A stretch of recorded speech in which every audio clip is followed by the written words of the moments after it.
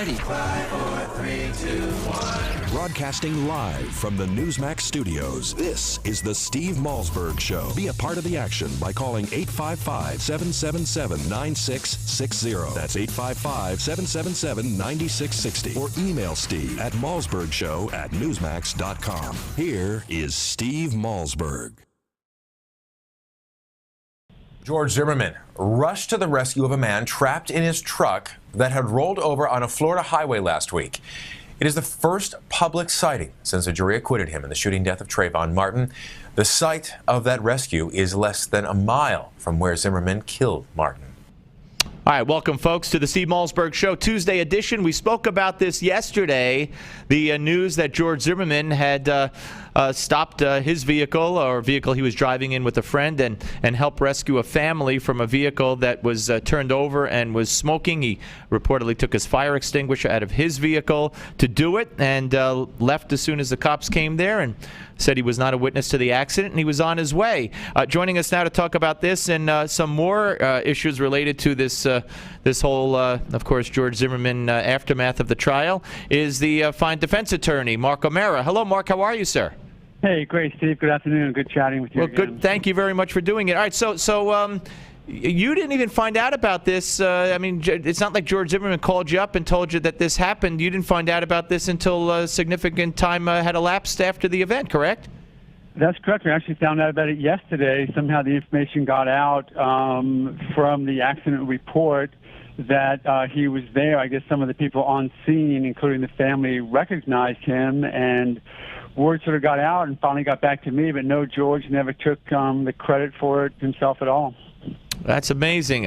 So he helped rescue them, and then he went on his way. And two things. One, not that it matters, but I'm just curious. Did he tell you? Do we know if the family was minority or white or anything?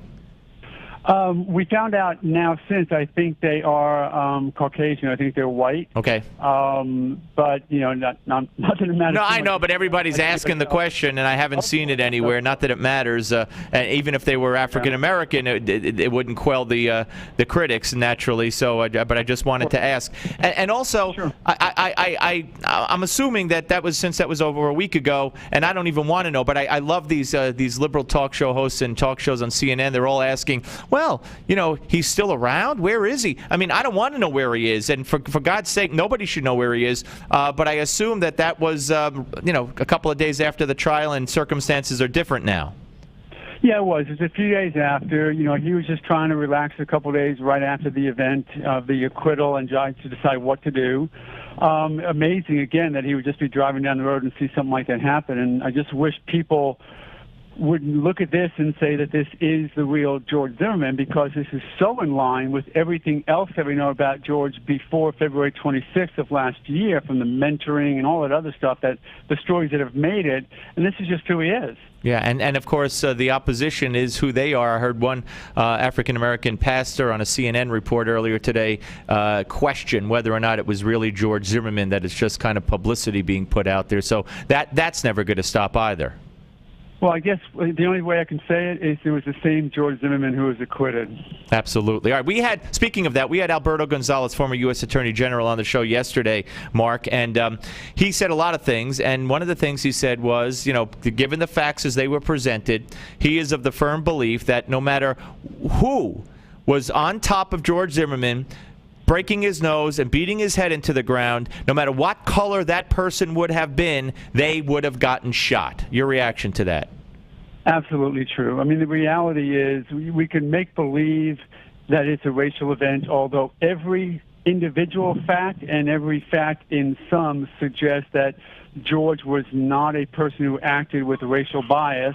So then we look at the reality of the facts that did happen that night, and it could have been any color skin on either of the two people. And if you go through what George Zimmerman went through, then the shooting was an appropriate, necessary, though very unfortunate reaction to the violence that was being perpetrated upon him. It had nothing to do with the skin color. No, not at all. And in fact, Mark, I have not heard this mentioned anywhere because it would not fit in with the agenda that the media has. But if there was an interview with an alternate juror who I believe he was identified as a black male.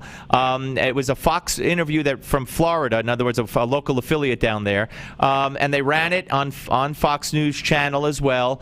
But nobody has alluded to the fact that not only did the half black, half Hispanic woman on the jury go along with the verdict, but this black male alternate said he agreed with the verdict. So again, there's plenty of evidence here to make this, even the verdict, into non-racial, but the media keeps going in the opposite direction.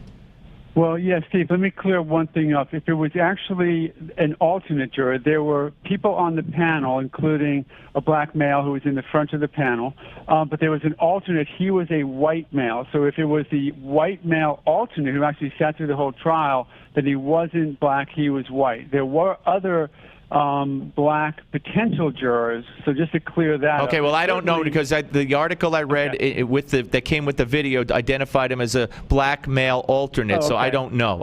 But so it might have been another black male who wasn't an alternate but was there for the trial. Correct. Yeah. Let me ask you, when I had you on a week ago, or a little more than a week ago, you said that 1 to 10, because I forced you into that, you gave a 1 the chance that there'd be civil rights charges brought against George Zimmerman. How concerned are you that they took the gun and, quote-unquote, all the evidence and sent it to the FBI or the Justice Department? I mean, is that normal procedure, or is that something that concerns you? Well, no, I think it's fairly normal that if the FBI or DOJ is going to do an investigation, that they take control of the evidence just so they're in charge of it. And I'm okay with that. That doesn't change my percentage belief as to what may happen here. And the reason why I say that is not, hubris or ego. It's just that the FBI last year has already done an investigation where they talked about 40 people. And having completed that investigation, they came back with no evidence of racism, actually more evidence of non-racism. So that's why I believe that I almost welcome another review of the evidence, because all it's going to do is further exonerate George and his actions. All right, we're talking to Mark O'Mara here on the Steve Malzberg Show, of course, defense attorney for George Zimmerman and fine defense attorney in general. Let me ask you a couple of questions here before we get to Barack Obama. Bill Whittle, who does work for PJ Media and for National Review, he did a video. It's now got almost 500,000 hits, and it's growing in leaps and bounds.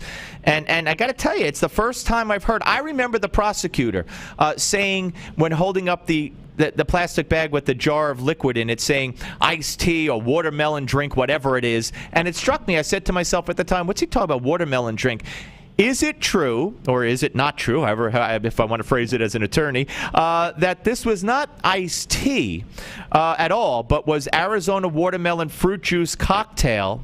And is it also not true, and please, if I'm wrong, tell me, that Skittles and this drink, Arizona watermelon fruit juice, mixed with cough medicine, is the concoction or the ingredients for something called lean, which is a drink that gets you high, which Trayvon Martin had tweeted about. Is all that true? Yes, that's all mostly true. If you look on, if you just do a Google search for purple lean or lean drink or lean drank, it is sort of an urban kind of drug. It's known in some circles as poor man's ecstasy or something like that.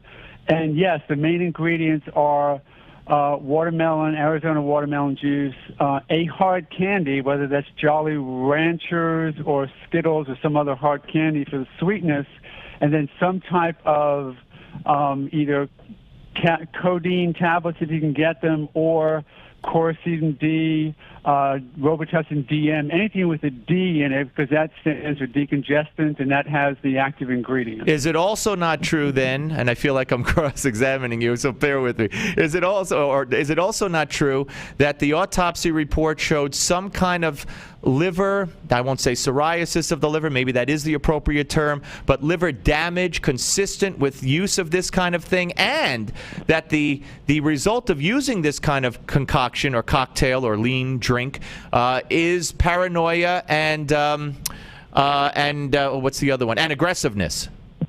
Well, as the first one, I have heard other people opine that that type of liver abnormality could come from this, but we never looked into it. But he had a liver. But he had a liver abnormality. You're saying he did. It was identified. Okay, yes. and as for the paranoia and the aggressiveness. If you look at lean on Google, you're going to find out that those are some of the characteristics of people who use it, because it's an intoxicant, and it's a fairly significant one when used in that. Why was this not brought out in court? Any particular reason? Was it not relevant? Would the judge not allow it in? Did you want to bring it in? We had a lot of information that we had gotten off of the phone. The court reviewed a certain amount of that and had decided not to allow us to get into some of the information that I think was potentially more relevant, that talking about his fighting and whatnot. So, we weren't winning that battle, even though it was more relevant, so we sort of stopped at that point. Okay, I got now one more. This myth that he was told to stay in the car, still repeated. I heard Wolf Blitzer say it a few days ago. He was told not to get out of the car. Is that not just a bald-faced lie that could be remedied by simply listening to that tape? Yeah, and I don't know why. It's almost, because, like you say, it's almost a myth at this point because it has no factual basis, but everyone continues to believe it. It's very clear if you listen to the tape, and this is not me litigating. I've already won the case, but the reality is you've listened to the tape. On two separate occasions, the dispatcher says, "What is he doing now?" Right, which prompted him to follow him, as the witness alluded to when the operator alluded to when you questioned him, right? Yeah, and then he says, "Is he running? Which way is he going?" You then hear the door open, so George is now out of it. 9 to 10 seconds later, listen to the tape yourself, don't believe me. 9 to 10 seconds later, Are you following him? Yes, we don't need you to do that. Okay. Yep. Okay, and then he stops, and there's no other evidence for any following. Now, supposedly, the prosecutor, after the case, this never came up in the trial, but now the prosecutor is saying that he went back to his car and then went back to search him down and had his gun in his hand the whole time. Well, it might be great for a fantasy fairy tale, but we're supposed to be locked in as lawyers to facts we can prove. Yeah, and please, if you go on with Pierce Morgan, especially him, I mean, he's so duplicitous. He'll be respectful to your face and even might say he agrees with the verdict, and then then rabble rouse to the extreme with the next guest. So I mean, I know you know that, but tell him please start addressing this myth, because I've ended relationships with liberal guests that I used to have as a regular guests on this show because they wouldn't take back this lie about being told not to get out of the car. And I said, "Why are you saying that? It's a lie." "No, it's not." "Yes, it is." So please, I don't want to tell you what to do, but please try to dispel, because it has become an urban legend. One final thing, and thank you for your time, Mark. The president, what was your reaction to the president going out there and saying what he said? Well, if you look at the sound bites, I didn't like that he said, 35 years ago, I could have been Trayvon, because it's sort of ignoring a lot of the information that you and I have just talked about that we know to be out there. But if you do listen to the whole 20 minutes of it, if what he's saying is, let's talk, then I'm okay with that. I've said that for a year. We do need to talk about a couple of things, no question about it. But my frustration is those comments can be seen to more divide us rather than truly, requesting and having a conversation. Because if we try and deal with somebody having a conversation where you have to admit that George Zimmerman acted so inappropriately and that Trayvon Martin is this high up on a pedestal, those people who don't believe it, those who look at the facts, will never want to take part in that conversation. I couldn't agree. You have to have the conversation. I couldn't agree with you more. And one final thing, civil suit, I maintain it's not going to happen, because everything we've talked about with the Ice-T, all his cell phone records, everything, the arrests or the kicking out of school, that would all come out, and George Zimmerman really doesn't have enough money to make it worthwhile them going after him with all that coming out. Do you agree? Yeah, I agree. I don't see that happening. And like you say, more information will come out in the civil case. And plus, he has immunity under the statute, right, which we have not asserted yet, but we can assert. And if that's true, we get attorney's fees and costs in having to counter that lawsuit, so they may be on the hook for that. Mark, thank you really so much, and I hope we speak again. Thank you. Sounds great, Steve. Take care. Mark O'Mara, ladies and gentlemen. So it wasn't Ice-T. It wasn't Ice-T. I was driving in today listening to a radio station, and someone called in and said it wasn't Ice-T. And you know what the host said to him in New York City on a talk radio station? And it wasn't Geraldo. Hint, hint, hint. You're crazy. You know how crazy you sound? You know how stupid you sound? You know how crazy and outrageous you sound? And I'm shouting at the radio, it's true. We're coming back on the Steve Malzberg Show. The Steve Malzberg Show. You've heard the allegations on the news, and during the big game, pro football players have been using deer antler velvet to get a competitive edge. Banned at the London Games for its performance-enhancing qualities. Forbidden in major sports leagues for being an unfair advantage to athletes. Deer antler velvet is now in stock and available to try for free for a limited time only. Athletes have been using it for years for increased strength, increased endurance, muscle mass stress reduction, and yes, greatly enhanced libido. Everyone's talking about this miracle substance so powerful, it's being banned by professional sports organizations, but for a limited time, it's being made available to the general public. Best of all, you can try it for free by calling 800-678-5153. That's right, get Superior Velvet for free. If you're looking to boost your performance on the field and between the sheets, get the most powerful, proven product used by athletes for years now for free. Claim your free bottle today by calling 800-678-5153. That's 800-678-5153. Again, 800-678-5153. In 2013, half of your friends, family, and neighbors may lose their jobs, all while you are robbed of 90% of your life savings, investments, and home's value. Controversial economist Robert Wiedemer, who was the only expert to predict the recession, has released a startling video with shocking evidence that the powers that be have tried to ban. But that hasn't stopped 50 million people from getting the truth. Watch it at Aftershock911.com. Aftershock911.com. What is Lignet? Lignet is knowledge. Lignet is power. Lignet is global. Top-level officials, U.S. intelligence officers, national security advisors, foreign operatives, all reporting directly to you. What is Lignet? Lignet is confidential. Lignet is sensitive. Lignet is security. What is Lignet? They're the ones taking the world's pulse. If you're not in the know, you're not on Lignet.com. You've been briefed.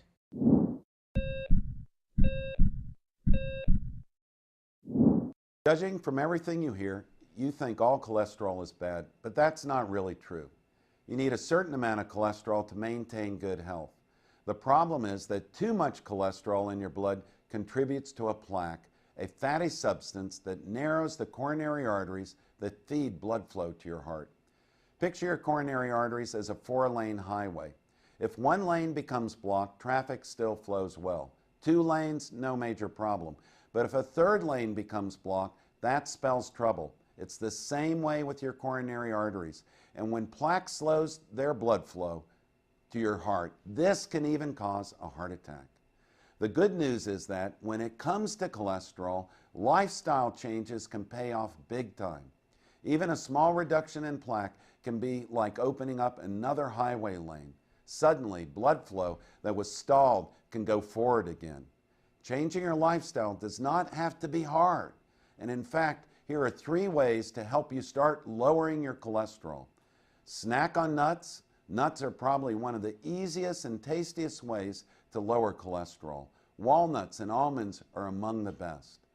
Bulk up your diet with fiber. Choose whole fruits instead of a fruit juice, brown rice instead of white, and if you're eating a baked potato, be sure to leave the skin on. Choose fish. Fish contains cholesterol-fighting omega-3 fatty acids. I'm Dr. Chauncey Crandall, and thanks for watching this Heart Health Minute.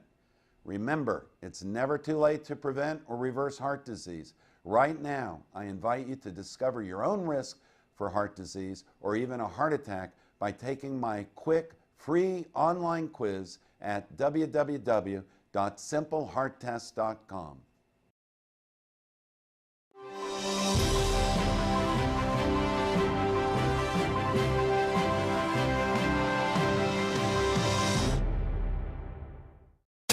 Where can you find the Steve Malzberg Show? Everywhere. From your smartphone to satellite radio To Newsmax Live TV. to Roku. We have you covered. Here is Steve Malzberg.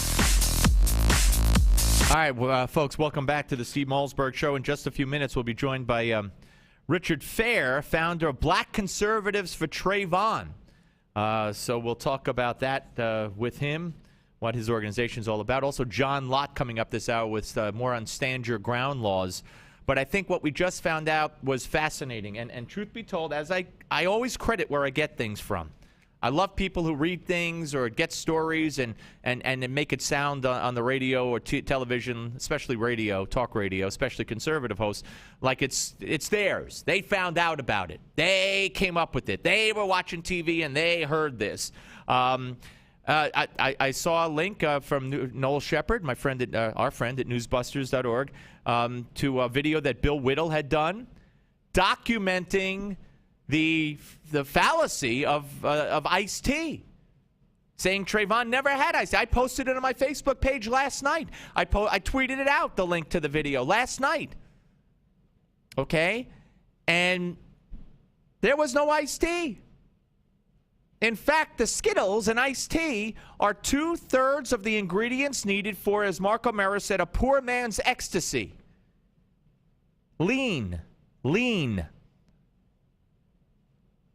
And apparently, according to Mark O'Mara, there was some evidence of a liver ailment or deterioration or marks that were consistent with drinking this stuff. And according to Mark O'Mara, that the others have said, that's as far as he would go, others have said that paranoia and aggression are part of the effects of this drink. All this will come out in a civil trial. You will never see a civil trial. Sorry, Al Sharpton, there's not enough money in George Zimmerman's bank account to make it happen. It will not happen, or they would have filed one immediately. There will be no civil trial, or all this on Trayvon comes out. That's the truth. We're coming back with more debate. Black Conservatives for Trayvon on the Steve Malzberg Show. The Steve Malzberg Show.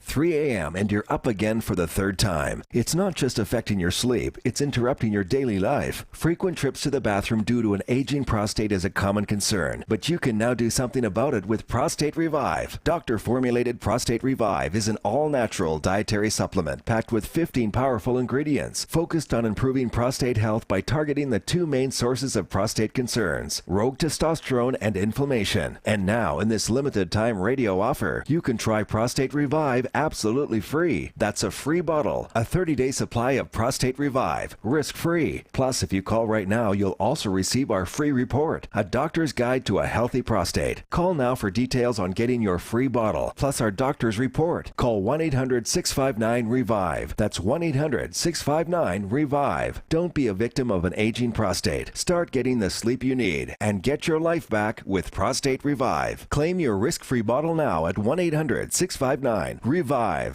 Drug, alcohol, and gambling addiction can be devastating for you and your loved ones.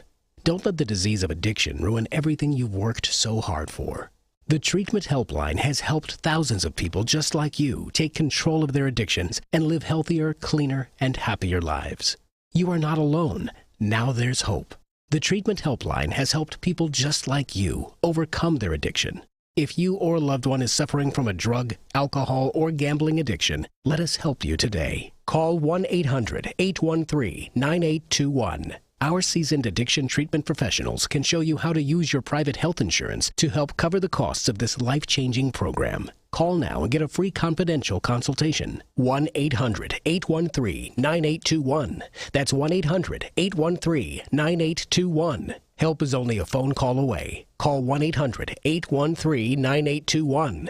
That's 1-800-813-9821.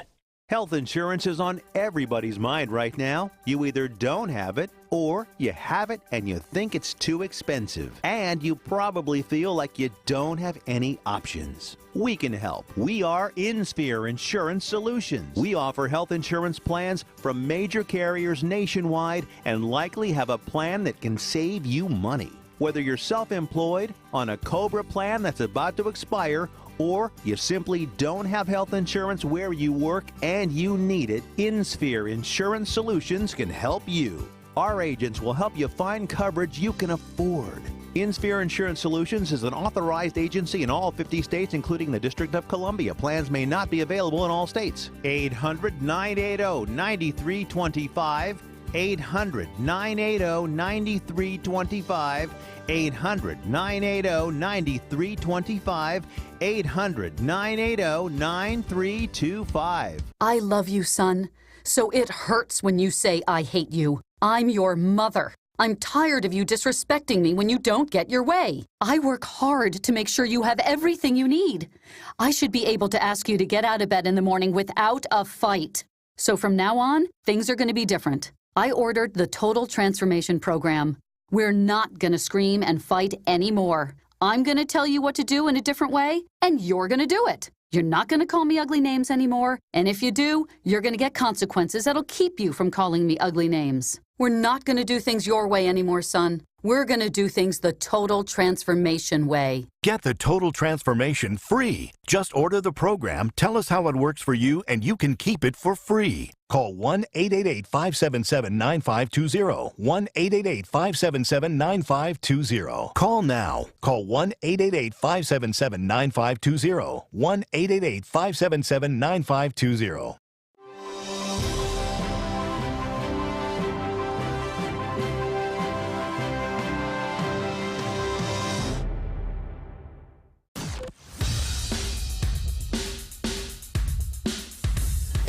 This is not your typical Screamfest talk show. No. This is the next generation of talk radio. Here is Steve Malzberg. Now, additionally, we have a report from his autopsy that reveal a form of liver damage in this otherwise healthy young man just a few days short of 18 that are consistent with the kind of trauma that excessive lean usage does to an otherwise healthy liver. Now, most importantly, the online subculture refers to a number of psychological symptoms associated with the use of lean, the two most prominent being extreme physical aggression and paranoia. And we could do this for hours. All right, folks, welcome back to the Steve Malzberg Show. That's Bill Whittle, PJTV and National Review, with a video that I've linked to on my Twitter, at SteveMTalk, and my Facebook page, facebook.com/SteveMTalk, which documents about 11 minutes. It's now got well over 500,000 hits. 11 minutes of this whole myth that Trayvon Martin had iced tea. He did not have iced tea. We just had Mark O'Mara on. He agreed and he documented that it was not iced tea, that Skittles and the juice that he had, the fruit juice that he had, mixed with cough medicine, is something called lean, which he called a poor man's ecstasy. None of that was permitted in because it was mostly contained also on the cell phone, his affection or affinity for lean and concocting lean. Joining us now to talk about his organization and what it's all about is Richard Fair. He's founder of Black Conservatives for Trayvon. Hey, Richard, how are you? Hello, Steve. How you doing today? Good, good. Glad to talk to you. So, when did you found this group? How many members? And why did you feel the need? I personally felt the need because I was having conversations with fellow Black conservatives from all around the country, and I would say I've been active with the conservative movement since like 1994. That's when I kind of first got involved, and I've kind of had an interesting journey. I've worked in politics for years. I worked for Ken Blackwell. I was personal friends with Paul Weyrich, who started the Heritage Foundation. So it's been a long, interesting journey. So. Actually, I'm actually not working in politics, and I'm actually a computer repairman. So, I wouldn't got a real job. Right. But, I stay in touch with, a lot of my friends is just active around the country. So, great many of them, they have a lot of Facebook followers. They're on Twitter, and they're really multimedia guys, right? So as they're all talking, they're all really disturbed by a lot of the comments they receive from other conservatives. And it's just, just the whole case is just completely unfortunate, but my personal problem with the whole thing was just kind of how all of this went down. So what made me, kind of just put the site up is I just feel it was a lot of us that disagree with I would say pretty much the other conservatives' point of view. Okay, well, I don't know. Do you agree with Jesse Jackson that Trayvon Martin is Emmett Till, that Florida is an apartheid state, that the United Nations has to come in and investigate? You agree with any of those statements?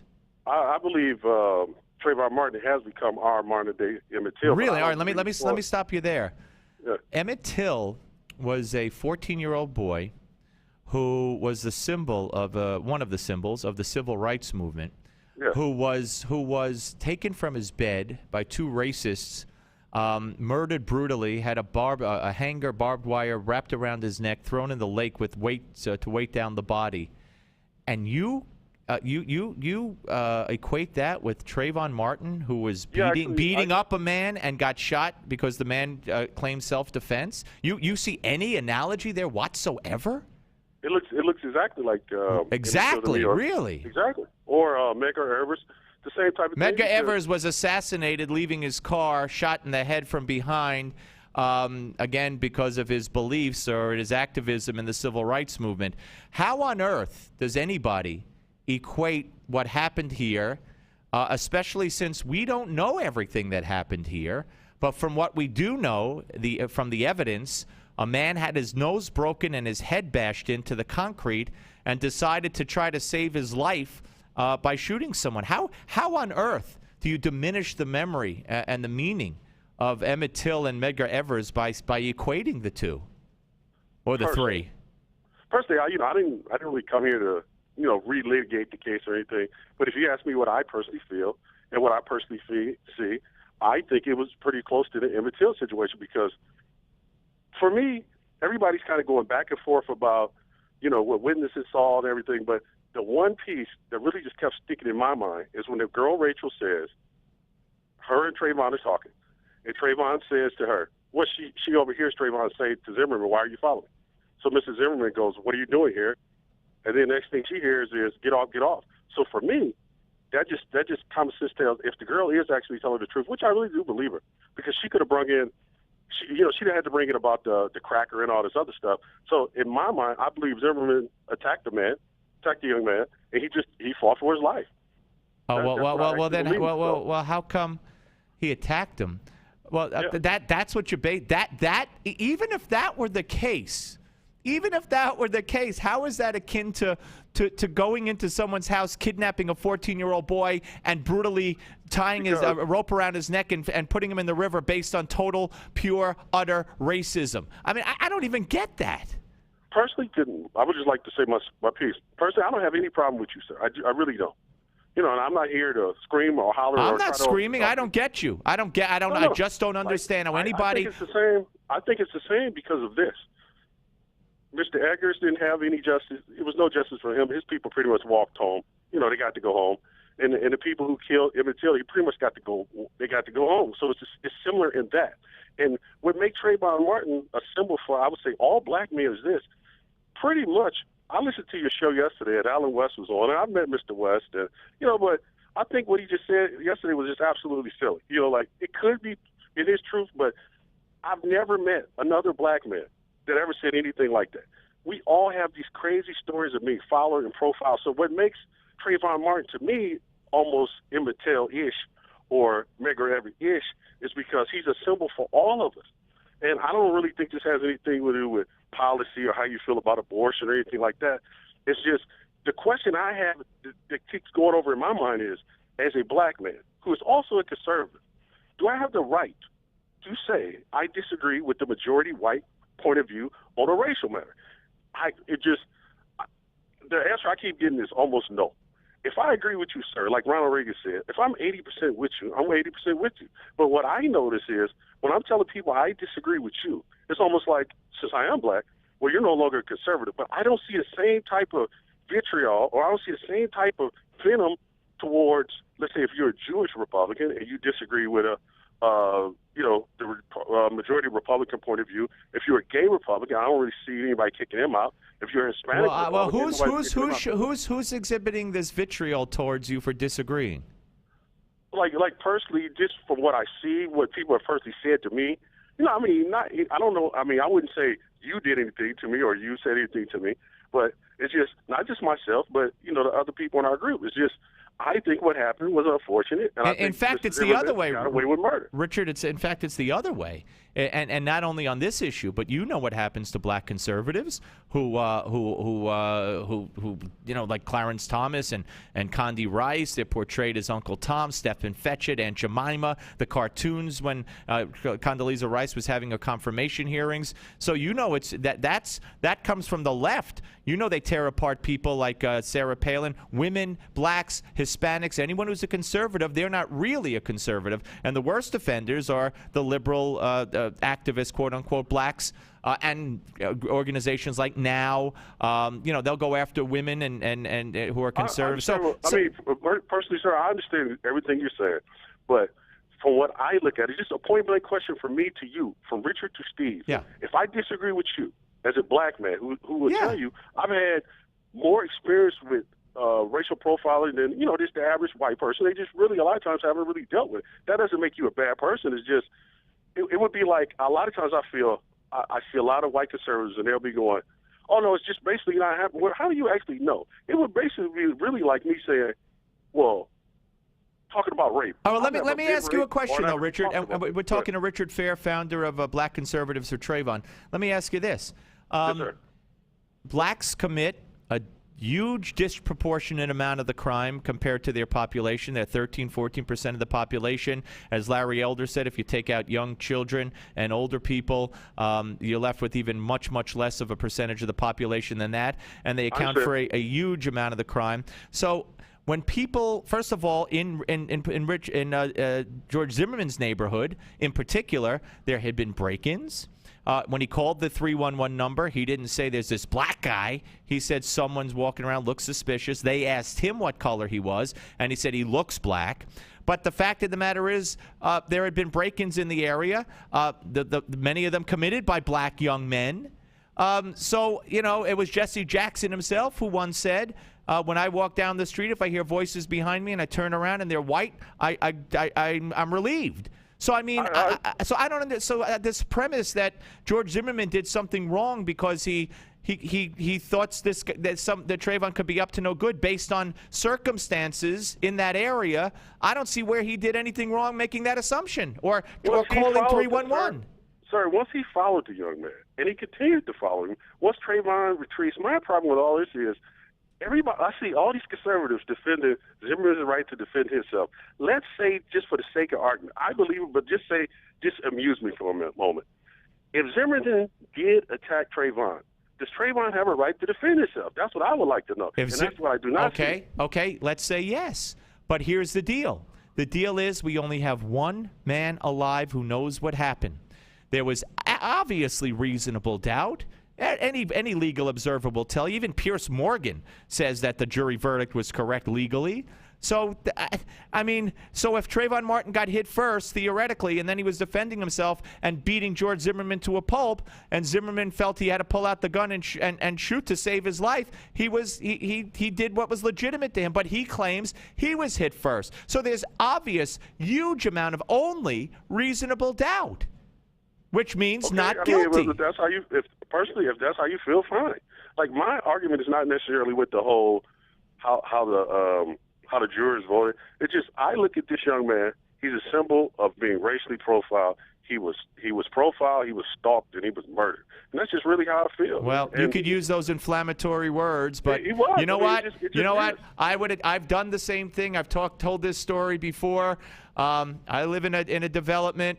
If I saw a strange car 2 driveways over with a strange man sleeping in it, very out of the ordinary. I called the police, not 311. How can you pursue somebody and then act as if you're scared? I called the police, not 311, but 911, and they asked me, what's the license plate number? I said, you want me to go out there and check? And by the way, the 311 operator wanted Zimmerman to follow him. If you watch the case, he was on the witness stand. And George Zimmerman's attorney said, didn't you ask him, let me know what else he's doing? Where is he going now? And the operator said, yes. He says, well, can't you see where that might lead someone to get out of the car and follow? And he said, yes, I could see that. You're perfectly fine with how all of this went down and Zimmerman just murdered his boy? I mean, you're just Zimmerman did not murder the boy, sir. He shot him in self-defense, which is a tragedy, but it was not murder. One thing, yeah. It was okay, let's say he ended his life, he killed him, whatever word we choose to... well, murder is different than shooting someone in self-defense. It's a big difference. Well, in my opinion, he murdered him, so that's the word I choose to use. I mean, I believe that he murdered him. Not in the eyes of the law, he didn't. But that's your opinion. Okay. Okay. Well, that's you. That's me. That's just how we disagree. No, not in the eyes of the law. The eyes of the law have spoken. Okay, well, in the eyes of the law, just as a side note, in the eyes of the law, did O.J. Simpson murder his wife? No. Okay, well, I'll give you credit for saying it because the vast majority of people I've ever spoke with about that I matter think said he did, but in the eyes of the law, he didn't. Obvious. That's obvious. Okay, I'll give you respect for that then. Okay, I'll give you much All respect right. for Well, that. listen, let's end that way, Richard. Let's end that way, and I hope you'll come back, sir. Anytime, sir. All right, Thank you take very care. much. Richard Fair, ladies and gentlemen. And he is the founder of Black Conservatives for Trayvon. When we come back, John Lott, the great John Lott, president of the Crime Prevention Research Center. He'll join us to talk about stand your ground laws and how they help not only blacks, but all Americans on the Steve Malzberg Show. The Steve Malzberg Show. Attention hip implant patients. Are you in constant pain? Have you received a letter from your doctor about your implant? Have you had or need a revision surgery? Do you have high levels of metal, chromium, or cobalt in your blood? Over 90,000 hip implant devices have been recalled due to defects and failures resulting in revision or replacement surgery. If you have a recalled hip implant, you may be entitled to substantial financial compensation. Call 800-460-1530 to see if your implant is affected by the recalls. If you or a loved one has a defective or recalled hip implant, you may be entitled to substantial financial compensation. Call 800-460-1530. That's 800-460-1530. Protect your legal rights today. Call 800-460-1530. This is an advertisement, not valid in all states. Paid non-attorney spokesperson. iLawsuit.com is an advertising group that represents lawyers advertising their services and is a free matching service for consumers. It is not a law firm or lawyer referral service. In 2013, half of your friends, family, and neighbors may lose their jobs, and you may be forced to watch helplessly as you are robbed of 90% of your life savings, all while your home's value is eradicated. Controversial economist Robert Wiedemer believes we will soon stare down a secret crisis that will rival the Great Depression. It was Wiedemer's 2005 book, America's Bubble Economy, that warned of coming meltdowns in our housing and stock markets. Washington did not heed his call, and folks on Main Street lost $50 trillion from the recession. His New York Times best-selling book, Aftershock, predicted our federal debt and dollar would be the next bubbles to burst. And now Robert Wiedemer has released a startling video with shocking evidence the powers that be have tried to ban. But that hasn't stopped 50 million people from getting the truth. Join us at Aftershock2013.com. Aftershock2013.com. My patients still don't know what Obamacare means for them. And how could they? There are already 13,000 pages of regulations, and the bureaucrats are just getting started. Obamacare will change your health care, and you need to understand how. There are hidden taxes and fines, big cuts in Medicare, even new regulations on what services doctors can offer you. Some businesses could get hit with a 40% additional tax on your health care plan. Please, get the Obamacare Survival Guide today. It's the best book explaining the new law. It's easy to read, everything you need to know to protect yourself, your family, your business. The Obamacare Survival Guide at bookstores everywhere. Special internet-only offer right now at Obamacare911.com. Hi, this is Dick Morris. Obamacare is taking full effect this year with over 15,000 pages of regulations. You need to know how this law affects you. That's why you should get your copy of Obamacare Survival Guide. It's easy to read and the best guide to the new law. Even if you're currently insured or a senior on Medicare or a business owner, a medical professional, or really any citizen, you need the Obamacare Survival Guide. In it, you'll find about hidden taxes, fees, and fines, including a 40% tax on some health plans. I warned you about Obamacare. It's rationing, Medicare cuts, and will trigger doctor shortages. Now the Obamacare Survival Guide gives you the simple steps to protect your family. So get the Obamacare Survival Guide at bookstores everywhere. It's already a #1 Amazon bestseller. Or get our special $4.95 offer and save $15 today by going to Obamacare911.com. Obamacare911.com. That's Obamacare911.com. Don't complain about your cable bill going up and up and up. Do something about it. Grab a pencil and jot down this special number, 1-855-625-MY-TV. The more cable TV rates go up, the better digital satellite TV looks. So cancel the cable and get more of your favorite channels in 100% digital quality for less money. Call 1-855-625-MY-TV. Right now to sign up for packages starting as low as $19.99, and there's no equipment to buy. You get free HD TV upgrade, a free DVR upgrade, and free professional installation. You control what you watch when you watch it. Record your favorite shows. Pause and rewind live TV. Even skip the commercials. Watch local channels too. At just $19.99, what are you waiting for? Pull out your major credit or debit card. Call 1-855-625-MY-TV. 1-855-625-MY-TV. Cancel the cable. Cut costs and get more. 1-855-625-MY-TV. 1-855-625-MY-TV.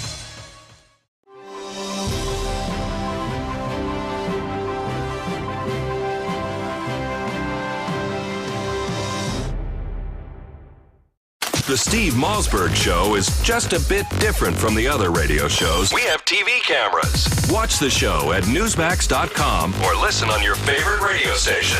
Here's Steve Malzberg. All right, ladies and gentlemen, we're joined by my good friend John Lott, president of the Crime Prevention Research Center, author of, among other books, More Guns, Less Crime.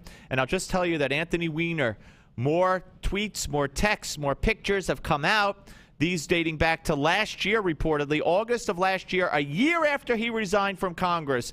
Reportedly, according to this, he was trying to set up a girl in an apartment in Chicago. I told you this little weasel would have more things coming out. We'll get to that later.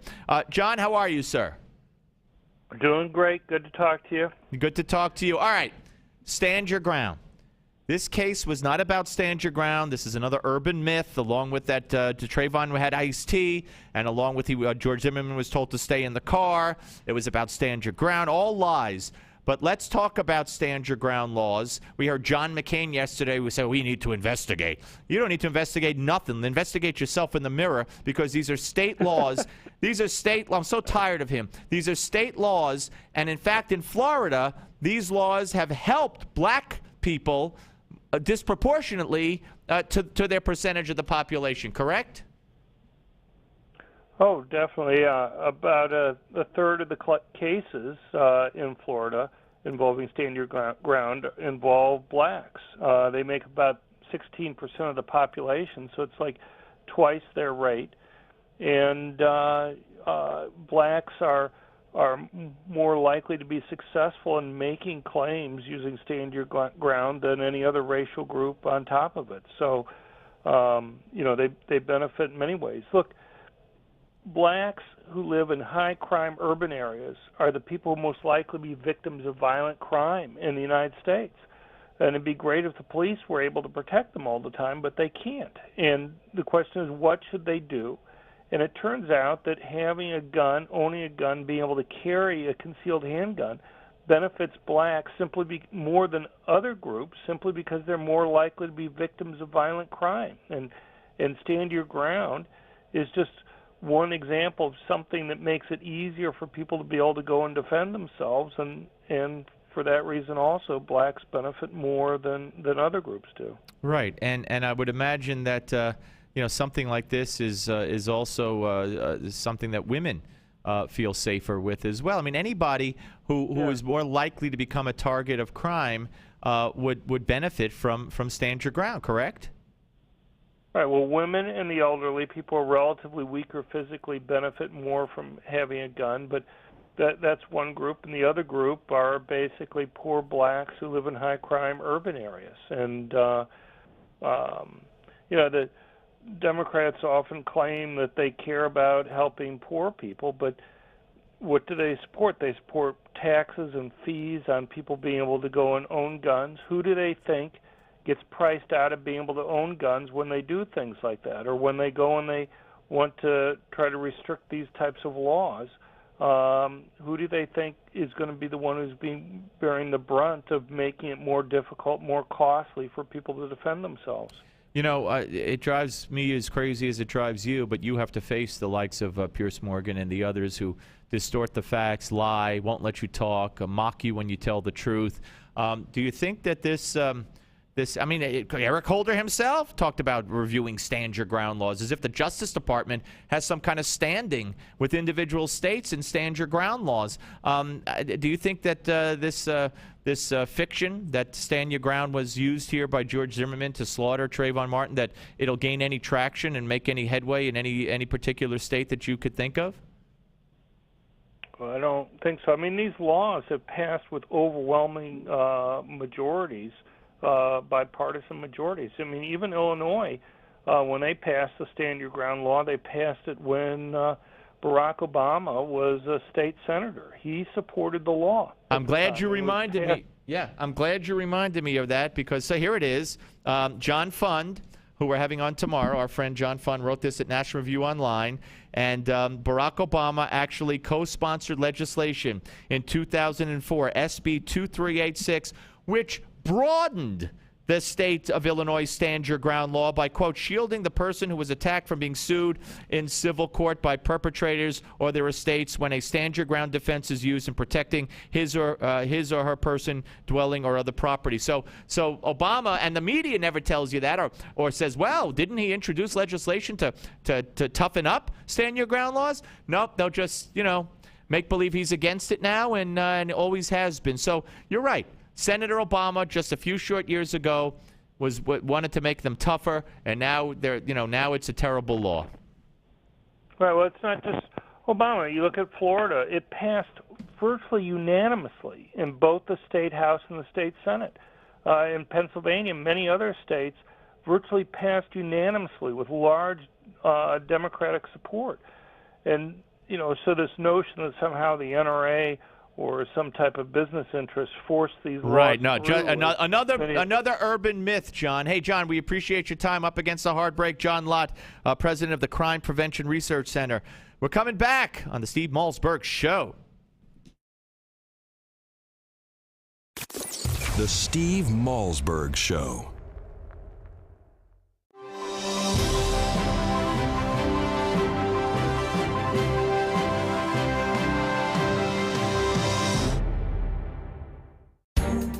Obamacare. President Obama's massive health care law is taking effect this year. With over 15,000 pages of regulations, few even know what it means. Now, the Obamacare Survival Guide by Nick Tate gives you the shocking facts about this law. It's a step-by-step guide on how you can protect yourself. Already the New York Times bestseller, every American needs to get the Obamacare Survival Guide and find out about the new taxes, hidden fees, fines, Medicare changes, business rules, and why doctor shortages are likely. Donald Trump says the Obamacare Survival Guide is a must-read for anyone worried about getting good health care for themselves or their employees. So get the Obamacare Survival Guide. It's at bookstores, or get our special offer at Obamacare911.com and you'll save $15. Go now to Obamacare911.com. Obamacare911.com. Here's today's silver shortage update from Lear Capital. Reports keep coming, the shortage is growing. Twice already this year, the U.S. Mint has run out. Last time this happened, the silver price jumped 40%. It's time to take advantage with this special offer from Lear Capital. For a limited time, buy 20 new silver polar bear coins and get one free. The only 1.5 ounce coin on the market. It's minted with the finest silver, carries a government guarantee, and is eligible for IRAs. The silver polar bear is available exclusively from Lear Capital. But don't wait. Silver supplies are shrinking and availability is not guaranteed. This offer is limited to a minimum purchase of $5,000. Call right now. 800-634-0482. 800-634-0482. Call Lear Capital now. 800-634-0482.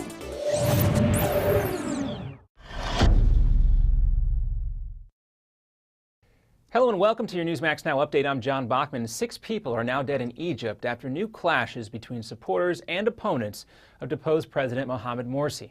It all started near a protest by the Muslim Brotherhood at Cairo University's main campus in Giza, south of the capital. At least 33 people were also injured. Now, the Muslim Brotherhood says this was an attack on peaceful protesters, but police and military forces say the Morsi supporters started the clash with local residents and vendors. Also in the Mideast, the European Union classifies Hezbollah as a terror organization. The powerful Lebanese Shia group, an ally of Iran, has been fighting on the side of Syrian President Bashar Assad in that nation's civil war. The move comes after years of pushing from Washington, London, and Israel. They're butchering thousands of civilians alongside Assad's forces in Syria. They've fired thousands of rockets on Israeli civilians while emplacing these rockets among the civilian population of Lebanon. That's a double war crime. And Brazilian police step up security for Pope Francis's visit after a somewhat tense first day. At one point, the Pope's car got stuck in traffic and well-wishers swarmed the small car. Police also found a homemade explosive near a Catholic sanctuary where the pontiff will speak next week. And there have also been protests about the amount of money spent on the Pope's visit. And President Obama gets ready to hit the road for a series of speeches on the economy and jobs. The goal, say White House officials, is to try and refocus Washington's attention back on the economy after a series of distractions, including the NSA surveillance leaks and the IRS scandal. The president and Congress are also gearing up for yet another battle over the debt ceiling this fall. And House Speaker John Boehner said today that the president is going to have to make some serious sacrifices if he wants a deal on the debt ceiling. We're not going to raise the debt ceiling without real cuts in spending. It's as simple as that. Meanwhile, over in the Senate, Minority Leader Mitch McConnell took to the floor to bash the president's economic roadshow, saying it would take more than, quote, a campaign-style speech to improve the economy. And the new royal baby gets a royal gun salute in London today. Yesterday, the Duchess of Cambridge gave birth to a healthy baby boy weighing in at 8 pounds, 6 ounces. Cheers and congratulations. He's now third in line to the throne, and the new prince had some visitors today, including the Middletons, his grandparents, of course, on his mother's side. And coming up next on your Newsmax Now update, a scary and rough landing for passengers on this Southwest flight, an update on the investigation into why the plane's landing gear may have failed. Plus a Newsmax exclusive with John McCain, an original member of the Senate Gang of Eight that tackled immigration reform, why he says it should pass next. Try to convince our colleagues to pass something and bring it to the House.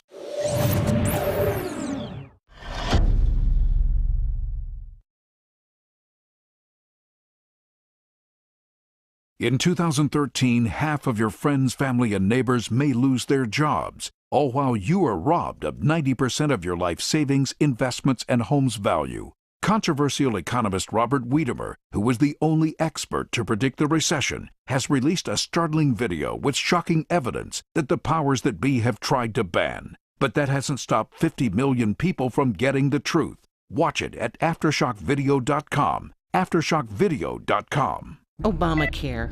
More than $1 trillion in new costs. Hidden taxes, fees, big Medicare cuts, doctor shortages. How can we survive?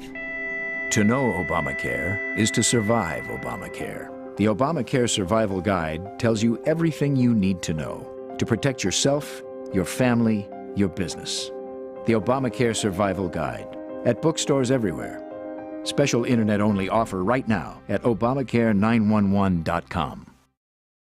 Accurate portrayal of potential customer experience. Your experience will vary. I was overwhelmed with credit card debt, losing sleep, worrying about money all the time. Creditors were hounding me night and day, and I didn't think there was any way I could ever get out of debt or get my life back. Then a friend told me about the Financial Solutions Group, and I found out all it took to get started was one free call. They really helped me get my life back. If you're like I was, you could see almost half or more of your credit card balances eliminated without the nightmare of bankruptcy or attorney's fees. And they didn't charge me any settlement fees till they reduced my debt. If you have more than $10,000 in credit card debt, this is your chance to get your life back. Make one quick free call today, right now, to see if you qualify. 1-800-477-6802. That's 1-800-477-6802. Again, 1-800-477-6802. 1-800-477-6802.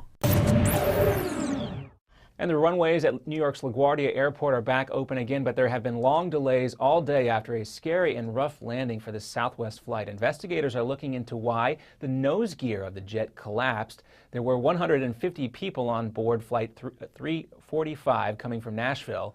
At least 6 people were taken to the hospital with minor injuries or anxiety attacks. And during a Newsmax exclusive, Senator and former presidential candidate John McCain talks about a wide range of issues, including Syria, Egypt, and immigration reform. And on that last topic, McCain says Republican supporters of immigration reform are working hard to gain more support from their colleagues because Americans, quote, overwhelmingly want it. What we're trying to do is galvanize our base of support, which is broad-based, broader than any coalition I've ever seen, and try to convince our colleagues to pass something. This has been your Newsmax Now update for July 23rd. I'm John Bachman. Now here's the Steve Malzberg Show in New York. Are you ready? 5, 4, 3, 2, 1. Broadcasting live from the Newsmax studios, this is the Steve Malzberg Show. Be a part of the action by calling 855-777-9660. That's 855-777-9660. Or email Steve at malzbergshow@newsmax.com. Here is Steve Malzberg.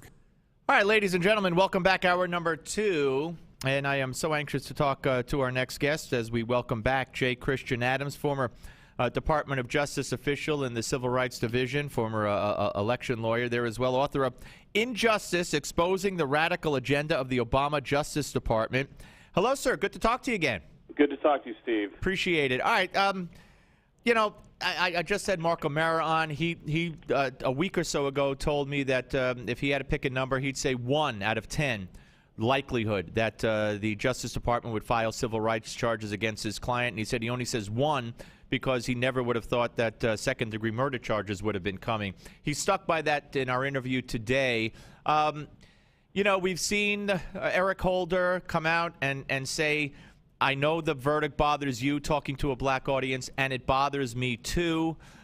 We heard the prosecutor call him, George Zimmerman, a murderer when asked to give a word that she would associate with George Zimmerman.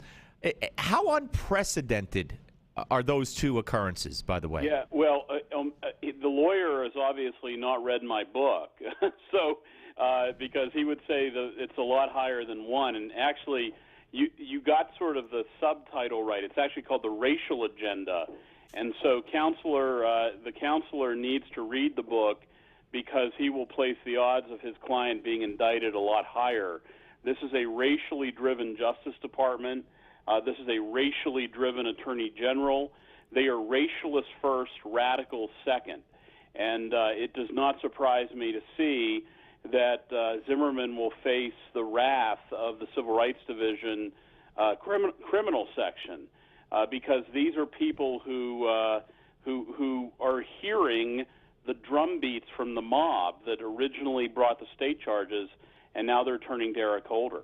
All right, so if I had to ask you for a number, or if you had to give me a number, I don't have to ask you, but I will, where would you place that number on a scale from 1 to 10? I think it's 50-50. I think there is a very good chance that the Holder Justice Department is going to indict George Zimmerman because Eric Holder wants it to happen, because the president wants it to happen.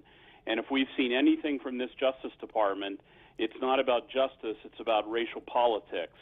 And they've shown that over and over and over and over and over again, whether it's voter ID, whether it's attacking New York City for hiring, forcing them to hire firefighters who failed the entrance exams because of their skin color, Dayton, Ohio police. I could go on and on and on. This is a Justice Department driven by racial radicalism that has an Attorney General that literally carries around a race card in his pocket. And so the louder the race groups get, the more likely it is that Zimmerman will be prosecuted. What's a race card in his pocket? Well, this is how my book starts out. It describes what Eric Holder has carried in his pocket since 1971. He has carried this in his wallet. It is a quote from a Harlem preacher named Samuel Proctor. He first put it in his wallet in 1971, and it says, "Blackness is the common, the most distinguishing characteristic that defines a man." When Holder was asked about what this means to him, why do you keep moving this to every new wallet you get? Holder said, quote, "It means that I'm not the tall U.S. attorney, I'm not the thin U.S. attorney, I am first the black U.S. attorney, and that means I share common cause with the black criminal," unquote. That's a direct quote from Eric Holder that starts my book Injustice out. So this is a man who literally carries a race card that says he carries common cause with the black criminal. That is frightening, to say the least. We're talking to J. Christian Adams, former Department of Justice official and author of Injustice, Exposing the Racial Agenda of the Obama Justice Department, here on the Steve Malzberg Show. And I guess it all started, well, not with Eric Holder, because it started with Eric Holder back when he was the, under Janet Reno and among other things, freed the FALN terrorists.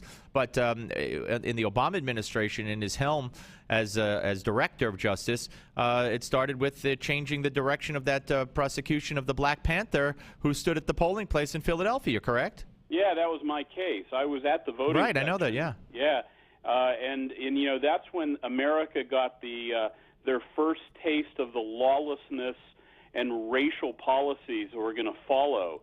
That was the first example we had of it, and it's been one after another since then. But that was a case, of course, where the Black Panthers were in front of the polls in Philly. Some of the same jokers who are now calling for George Zimmerman to be prosecuted were defendants in that case. Eric Holder cut them loose. Malik Zulu Shabazz, the radical anti-Semitic lawyer from Howard University, who was the head of the new Black Panthers. Holder dismissed him. Malik Zulu Shabazz has been in Florida. He's the guy who had the rallies last March calling for Zimmerman to be seized off the streets, which, as I've written at PJ Media, is a federal civil rights violation. That's exactly what I was going to say to you, because I've read that from you, and before I read it from you, I was asking how do they get away with this? How could this not be a crime? How could they not, how could the president not take to the airwaves of the Justice Department and say, you stop this and you're going to be arrested and you're going to be arrested, whatever? Nothing. They could put a bounty out on you or me, and this Justice Department and this president, as long as I guess it's blacks putting out a bounty on whites, will laugh it off. Bingo. That's exactly what happened. I've written very precisely that when the new Black Panthers offered a bounty on George Zimmerman's head, dead or alive, $10,000, they were violating 18 U.S.C. 245. It's a criminal statute that they now want Holder to charge George Zimmerman with. And that criminal statute says that you cannot deprive people of constitutional rights based on their race. And the Justice Department has many, many, many times advanced what's called a public streets theory. That means George Zimmerman has the freedom to walk around as a free man. And if you're conspiring to have him seized because of his race, because of what he did to a black man, you are violating the federal civil rights laws that Eric Holder enforces. But once again, he's giving Malik Zulu Shabazz of the new Black Panthers a big, giant pass because of who he is. All right, let me ask you, based on what? You say it's 50-50. If they come back with an indictment here, will they need new evidence? Is it based on the evidence that they already have? They took the unprecedented step of setting up a website, asking people and asking quote-unquote civil rights groups and supporters of Trayvon Martin, if you will, to come up with dirt on Zimmerman. So what do you think they would charge him with? I mean, what would they say he did? He profiled him? I mean, they're going to go back to that? I'll give you the two statutes, 18 U.S.C. 245. Second statute, 18 U.S.C. 249. 245 and 249. What those laws basically say is anybody who deprives someone of constitutional rights or basically does violence to them because of that person's race is guilty of federal criminal statutes. And what they will say is, and they have to find new evidence that Zimmerman acted with a racial animus. And who knows, maybe they'll get that a sound expert using the vast resources of the FBI to use that audio recording that some people say contains a racial slur. Right, the C word, yeah. That's right. Yeah. And they'll tease that out using more technology than the state ever had available. They'll talk to everybody and their neighbor about George Zimmerman to dig up dirt on him to show racial intent. But don't forget, the pain is in the process. It's not in the conviction. Right.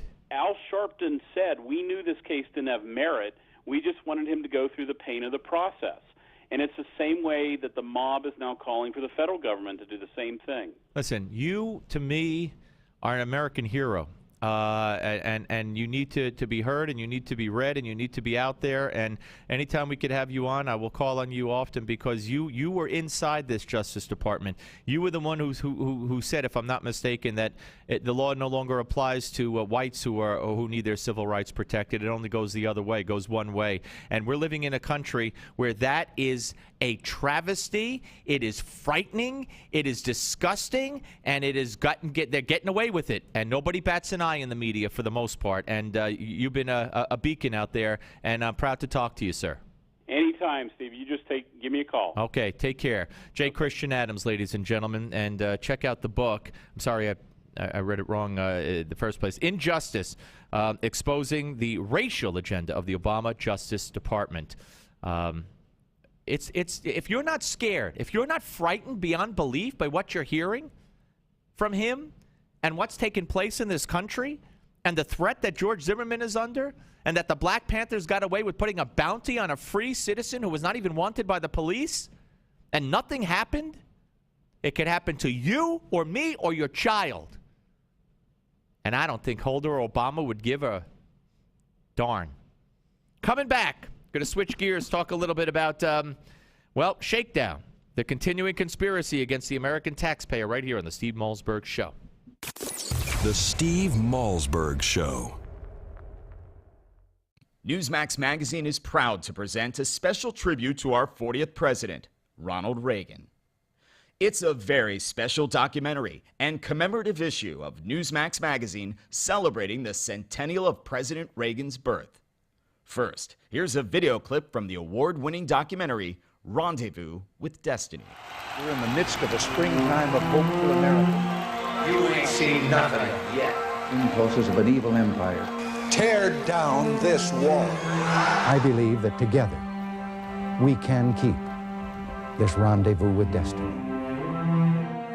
In the next several minutes, you will learn things about President Ronald Reagan that you've never seen, heard, or read before. Welcome to today's special Newsmax event celebrating the life and legacy of President Reagan. During this historic presentation, we will commemorate President Reagan's storied life. We'll revisit his 2 terms in office and recollect his proudest achievements and greatest challenges. Ronald Reagan's life reads like a fairy tale of success stories. He was an accomplished athlete, an honored veteran, a famous actor, the governor of California, and of course, our nation's 40th president. He called himself a citizen politician and only entered politics when he warned government was gaining too much power. By then he was age 54, with a successful career behind him. Twice elected President of the United States, Ronald Wilson Reagan was a contradiction to some. Once a Democrat, then a Republican. A champion of smaller government whose own government grew. A fiscal conservative who failed to balance the budget. His critics mistook his affability for weakness, but behind the smile and the charm existed an extraordinary leader with unique skills and bold and revolutionary ideas. We only had time to share just a few of the top defining moments in Ronald Reagan's presidency, but you'll get to see them all in Rendezvous with Destiny. By the way, the president's close relationship with the Pope is especially fascinating. You'll also learn how dealing with an alcoholic father helped shape Reagan's ability to negotiate. And if you ever wondered what the leader of the free world likes to get for the holidays, well, you'll find that out as well. So let's review today. In this free offer, we are sending you a copy of Ronald Reagan, Rendezvous with Destiny, and the collector's limited edition of our issue commemorating the 100th anniversary of President Reagan's birth. Right now, when you subscribe to Newsmax Magazine, you can own both the DVD and receive the special Reagan 100th Birthday Commemorative Edition. That's $25 in bonus gifts when you subscribe. Go to newsmax.com/Reagan13 to subscribe today. Join the millions who read Newsmax Magazine every month. Hi, I'm Joan London, and if you're worried about your parent or a loved one living alone like I was, and you want reliable senior care information, then call A Place for Mom, the nation's largest senior living referral service. You'll get free information on assisted living, Alzheimer's care, nursing homes, even important financial information. They had obviously researched every place, not just given me names. Really? They found me a place for what she could afford, and it was magnificent. We're now very confident that she's safe, and they just helped every step of the way, and I can't thank them enough. So if you're struggling to find reliable senior living information, call A Place for Mom. This is a free service, and you can trust them to help you. If you're struggling to find reliable senior living information for your mom or dad, then call or go online to get the free help you need during this turbulent time. Call now, 800-908-1254, 800-908-1254.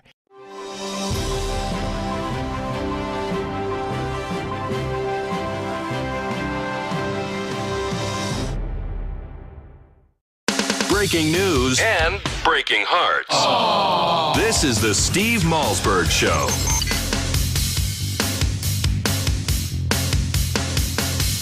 All right, folks.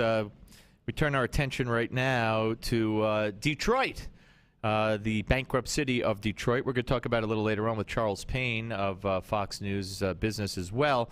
But we welcome in right now City Journal's senior editor and author of Shakedown, the continuing conspiracy against the American taxpayer, Stephen Malanga. Hey, Steve, good to talk to you. Hi, how are you? Good. It's been a while, welcome to the show. Okay, first of all, let me work backwards.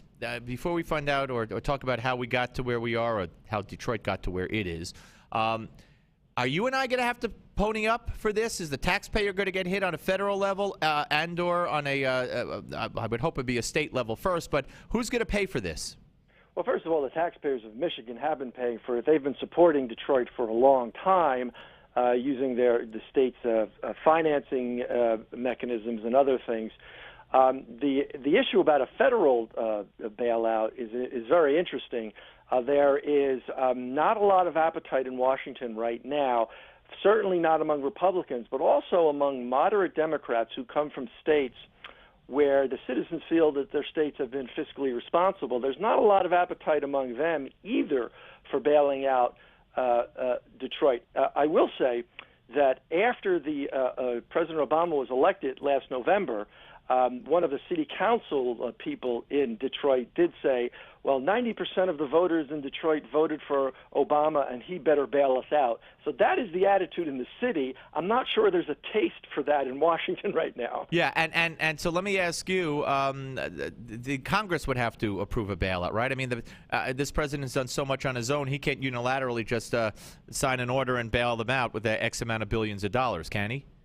Not in the way that this city has such problems that it would need a lot of money. I mean, there are certain what I call backdoor things that the federal government has done. If you go back and look even at the federal bailout packages of 2009 and stuff, they specifically weren't aimed at cities like Detroit, but they did a lot of things like creating certain kinds of Build America bonds and things like that backed by the federal government that actually gave places like Detroit the ability to at least keep going for a while. But to do a kind of full-on bailout of a city that owes this much money, no, I think you would have to go to Congress for that, and I don't think it's likely to pass. No, I would doubt that. Stephen, is this Greece? I mean, is this just a small version of what happened to Greece? And how concerned are you that there'll be some kind of domino effect here, and we'll see more cities go the same way?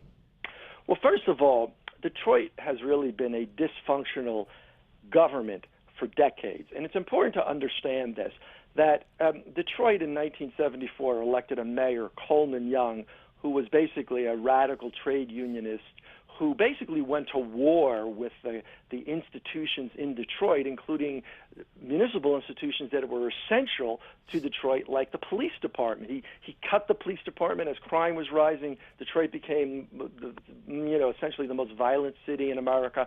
When Coleman Young was done after 20 years, Detroit's basic municipal institutions, the schools, the police, didn't work. And so businesses didn't want to locate there. People, particularly on the left, often talk about how, global transformation of manufacturing pushed jobs out of Detroit. But the truth of the matter is that America actually has as many automobile manufacturing jobs today as it had in 1970. They're just not in Detroit. They're in places like Kentucky and Alabama. So Detroit really is a story of decades of bad government and of a belief that basically a local government could not save itself because Detroit was constantly asking for bailouts from the federal government, constantly asking for more money and more programs. That's been the attitude for Detroit for decades. Okay, is there another city that you think is headed down that same path, or maybe many cities that are headed down that same path here in the U.S.? Well, it's very interesting. There are other cities like Chicago that have more economic resources than Detroit, but they are allowing essentially their retirement liabilities from the both pensions and health care to build up. And independent analysts who've looked, for instance, at Chicago's pension liabilities say there's no way they can ever pay this back. Right now, they're paying their current retirees out of their trust fund, but they owe so much in promises that they have real problems. They're just not problems that necessarily are going to result in insolvency tomorrow. What I think they are going to result in, and they're already resulting in, is higher taxes and fewer services. It's kind of like a new era we're in right now. You're not even paying higher taxes to get things like better roads and bridges or new schools. You're paying high taxes just to go into pensions. Well, Stephen, and we got about a minute left, and we're talking to Stephen Malanga, City Journal senior editor here on the Steve Malzberg Show. The radical left, represented by the likes of MSNBC, host after host has been blaming, saying, see, this is what happens. This is what happens when you have a Republican philosophy, and this is what happens when you have a Republican governor, and this is what happens when you don't want to help a city and you let it try to work out its own problems, et cetera, et cetera. But it's completely the opposite. The city has fallen apart because of unions, because of infrastructure failure, and just like you said, Coleman Young and then Kwame Kirkpatrick and all these kinds of things. It's just snowballed. Well, and by the way, a Democratic governor of Michigan, Jennifer Granholm, in 2009, seized control of the city's school system because it was insolvent and dysfunctional. Right. So it's not just the Republican government. I know. I'm just telling you what they say. Hey, Steve, thank you very much. Great talking to you, sir. All right, take care. Take care. Steve Malanga, ladies and gentlemen, City Journal senior editor here on the Steve Malzberg Show. When we come back, Diana West, great commentator and author. She's here, American Betrayal. What's that all about? We'll talk about it on the Steve Malzberg Show. The Steve Malzberg Show.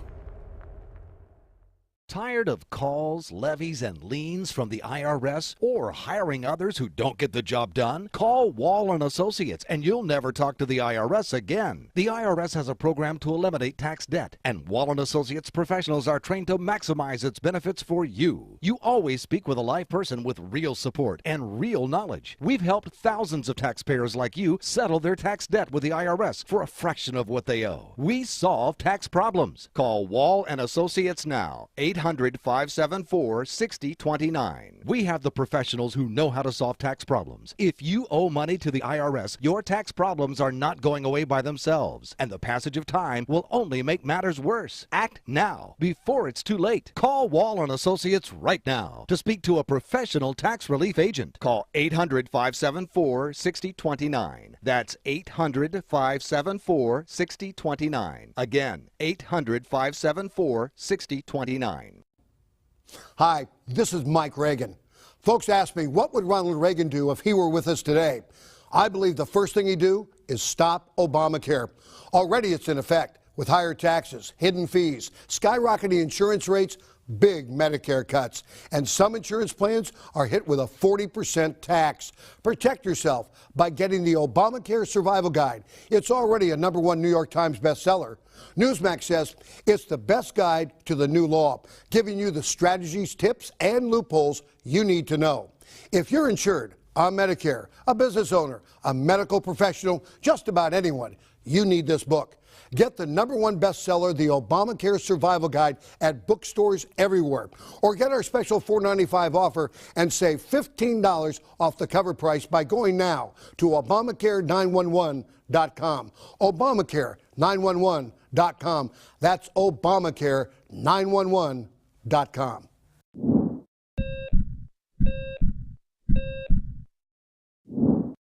We're in the midst of an obesity epidemic, and I'm not surprised.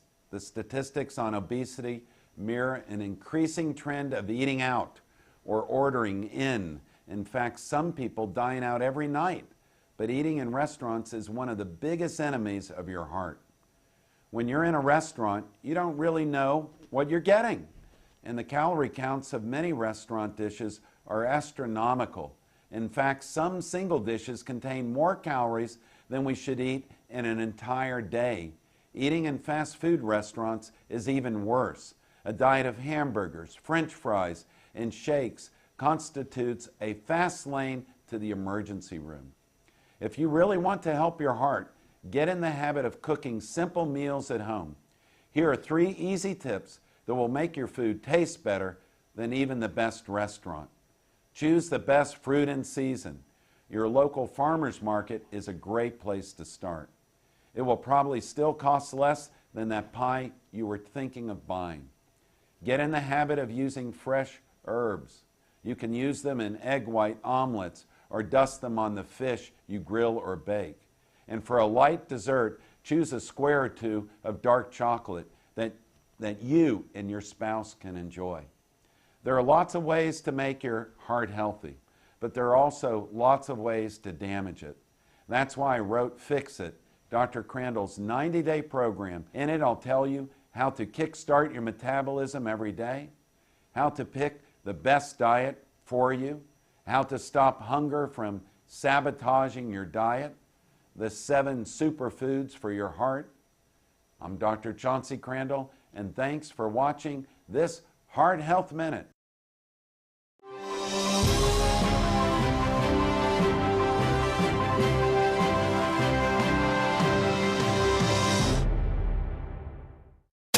Where can you find the Steve Malzberg Show? Everywhere. From your smartphone to satellite radio to Newsmax Live TV to Roku, we have you covered. Here is Steve Malzberg. There are very few African-American men in this country who haven't had the experience of being followed when they were shopping in a department store.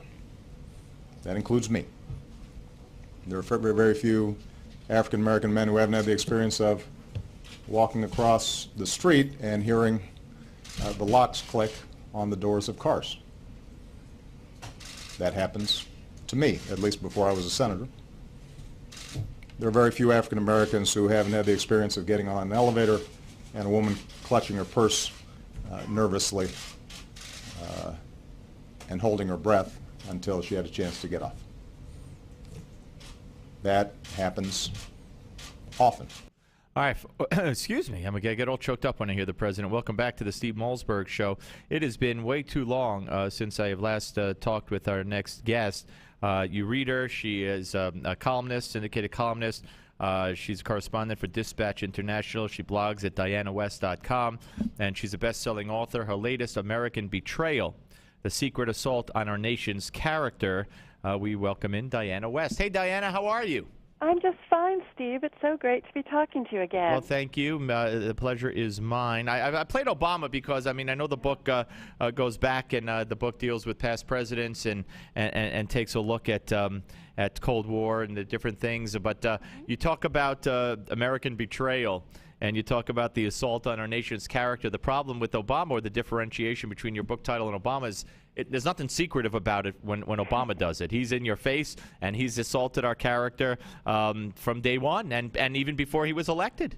Well, that's so true. I mean, frankly, but there is something that I would tie into that's not secret. I mean, we've all been around the block so many times now. Very few things are secret. But what he is doing is he's putting over a big lie. And this is essentially what my book is about. He is trying to make white America or non-black America and black America believe that anybody clutching their purse or worrying about being on a dark street and seeing young black men has no rational reason to fear black crime. And if we look at statistics and we talk to our neighbors, and anyone who's lived in certain urban environments knows it is a real threat, and that so for survival's sake, yes, there is an instinct there that appreciates the reality. This is what I'm looking back in time at, leaders repeatedly teaching the American people big lies about reality, whether it's about communism, whether it's about Islam after 9/11, or here we have a race myth being perpetuated to try to essentially undermine our own logic and our own morality. And it's very evil when you see it perpetrated from the top. Yeah, no, absolutely, absolutely. And what's happened to our Justice Department? We just had J. Christian Adams on, yes, and of I course, heard that. you know, I mean, the fact that the fact that our leadership, or Republican leadership, conservative leadership, elected leadership, isn't out there talking about this and saying, hey, you know, there's if the Justice Department goes after George Zimmerman, it's an injustice. He's been tried. They investigate. I mean, there's nothing. There's nothing. I mean, you hear nothing from Boehner. You hear nothing from McConnell. We have no leadership. They're afraid to defund Obamacare. I mean, it just goes on and on and on. It's such a bitter disappointment. Well, it is, and again, I think that there are, you know, again, going back to the book, I guess when you write a book, you start seeing everything. Absolutely, in that theory, perspective, yeah. And, you know, the practical applications, and what I would say here is that in this mythology, in this big lie that President Obama is putting over, you see classic Marxist tactics of dividing the people according to class/race, pitting groups against each other. And the reasons behind that are clearly to sow discord and to enable the central state to seize certain kinds of powers, to, in the cases of rioting, to move in force. This is the kind of disunion, disharmony that demagogues and totalitarians throughout history have sought to create. And it does go back to, you know, in the modern parlance, we talk about Alinsky tactics, but Alinsky tactics are actually derived straight from Marx, straight from Lenin, right out of the collectivist totalitarian handbook. And that's what's so frightening when you see it applied in America. And Diana, what got me is, you know, when you talk about in your book the Soviet influence in this country, how they were able they put themselves in place, how they were able to entrench themselves and to be able to take advantage of the communists in this country and organize them and propel them to the extent that they were propelled, not too far, thank God. But you know what I think of now? I think of the Muslim Brotherhood and the offshoots with different names of the Muslim Brotherhood that are entrenched in our government, in every major department of our government right now. Well, that is exactly what set me off into this sort of excursion through our past. I actually did not set out to write the book that I spent the last several years writing. It was kind of the logic of the research that took me here. What I began with was, frankly, as you mentioned, I write a weekly syndicated newspaper column, and of course, like the rest of America after 9/11, had started to study Islam and jihad and these new concepts that came to our shores on 9/11. And so we get hit on 9/11. President Bush comes out and says, Islam is a religion of peace. And lo and behold, the next decade, what I observe as a working reporter is that every fact that is permissible in public discourse, and by that I would mean by politicians, by pundits, by people who get on a lot of TV and mainstream media, has to support that completely illogical statement. No logic to it. I realized at a certain point it's an ideological statement, and I decided to set out to understand how could we get to a place where we are no longer connecting facts and conclusions and making sort of very standard logical conclusions anymore. And I've learned that as we talk about, say, Islamophobes today, which is what someone gets called if you step outside this box, in yesteryear, we had red baiters. Right. Red baiting was the word that used to stop debate and investigation of communist infiltration, of communist conspiracy in our government, as you allude to. Islamophobe is the word today. And yes, there are parallels between what we see as Muslim Brotherhood penetration, Saudi showers of Saudi monies into our media, including Fox News, into our campuses from Harvard to Georgetown, and Muslim Brotherhood outreach to Islamic groups that our government has actually identified as Muslim Brotherhood front groups. You go back in time and you realize during World War II in particular, the federal government, President Roosevelt, whitewashed communism, just as we have Bush and Obama whitewashing Islam. You had Uncle Joe Stalin. Do you remember that horrible nickname for Joseph Stalin, one of the great mass murderers of all time? Absolutely. He was presented presented to the American people as a great guy, along with communism, which was something that could be compatible with democracy. Does this sound familiar? Well, let's look at Senator McCarthy, Right. and you know, McCarthyism, quote unquote. And by the way, you'll be interested in this, Diana, as most of America will. Anthony Weiner's holding a press conference at 5 o'clock. Now, this idiot. This idiot said months ago, before he ever said he was running, to Dominic Carter. We have the tape. We played it. We have it right here again to play later. That there could be more pictures out there, more things out there, but you know, I'm not getting into that. And yet they did the Times cover story on him, Diana, and everything was Uma, who I want to bring up in a second, so it does fit. Okay. Uma. It's all about my wife. I'm so sorry. I'm so sorry. I'm so sorry. And so I said, well, why would he run again then? Why doesn't he stay in his hole when he's saying more pictures will come out if he runs? It'll only upset his wife again. Well, I don't know if he's going to resign today or if he's going to just say, I told you there'd be more pictures, but we'll see. I mean, resign from the thing. But Uma, that's why I digressed to him about the 5 o'clock press conference. You know, the closest we have here is Michelle Bachmann and four other members of Congress wrote a letter to the State Department, Justice Department, whatever, and said, you know, we really need to investigate the connections, the ties to Uma Abedin, who has top security clearance as Hillary Clinton's assistant for the last 15 years. Her mother, her father, her relatives have Muslim Brotherhood connections, etc. And John McCain took to the floor and said, "Why, this isn't America. What are you doing?" And I at that time, I thought, they're treating her and the other four like, you know, like they're McCarthy. Right. Well, it's kind of like, calumny upon calumny.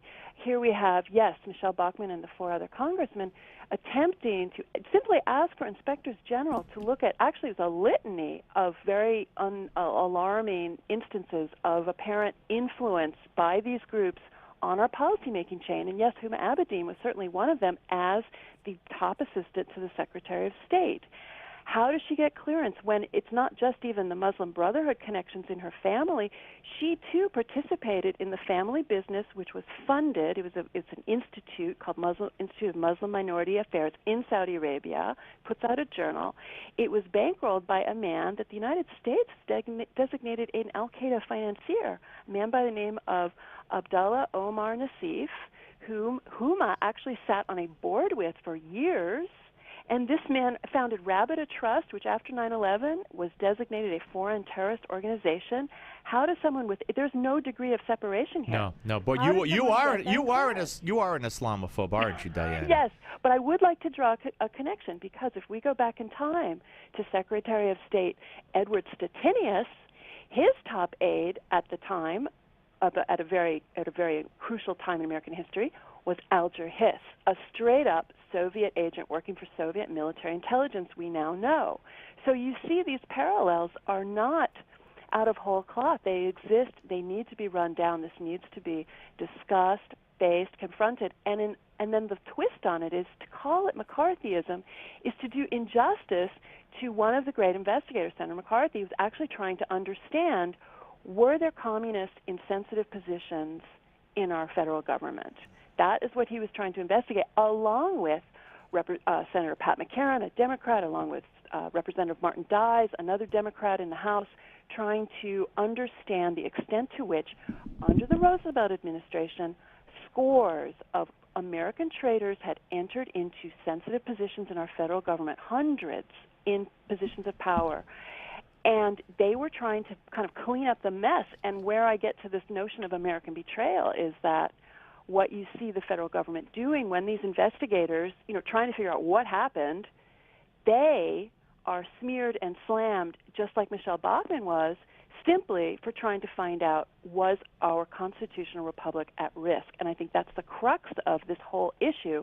And the longer we suppress that and not connect what we know, what's been confirmed by releases from Soviet archives and so on about the identities of these traitors, we can never really understand the problem of penetration and influence and deception and disinformation that happens inside our open society. So we're seeing it today. Right, and I know that wasn't a wiener joke you were trying to make there. We're talking to you used a word, I won't repeat it. We're talking to Diana West. No, it wasn't. I know, but you can't help it. Everything you say is a wiener joke. Is. Every single word. We're talking to Diana West. Her latest American Betrayal: The Secret Assault on Our Nation's Character. One more for you. You know, back then we had a very limited media. Certainly, if you go back far enough, we had radio only, then we had television, then we had the 3 networks eventually, and that was it. Now, right, of course. Now we have a whole new world, but a saturation of, some might say, people who are just have inherited maybe from their parents or from their professors or from whatever the slant and the beliefs that their pro-Soviet ancestors might have had, and they're at the very least you might say they're leftists, and at the very worst you might say that they're Marxists or whatever. So how does that influence in people's lives? Because people who aren't as politically savvy as you and I watch these people and get their facts from them, quote unquote, or read the New York Times and the newspapers. How does that, the new media, if you will, compared to back then, make what you write about and taking it to today, that problem so much worse, being able to decipher the truth from the lies? Well, yes. I mean, it is a very difficult thing, because what I find, and this again goes back to sort of a Marxist strategy, when words are not permissible, and I'm talking about what we think of as political correctness, but again, this goes right back to Marxism-Leninism, where you had these lexicons of what was permissible to discuss and words you couldn't use and so on. When you stop using words like jihad, like Islam, like caliphate, and these are actual words that have been removed from government communications about these very problems, people stop thinking about it.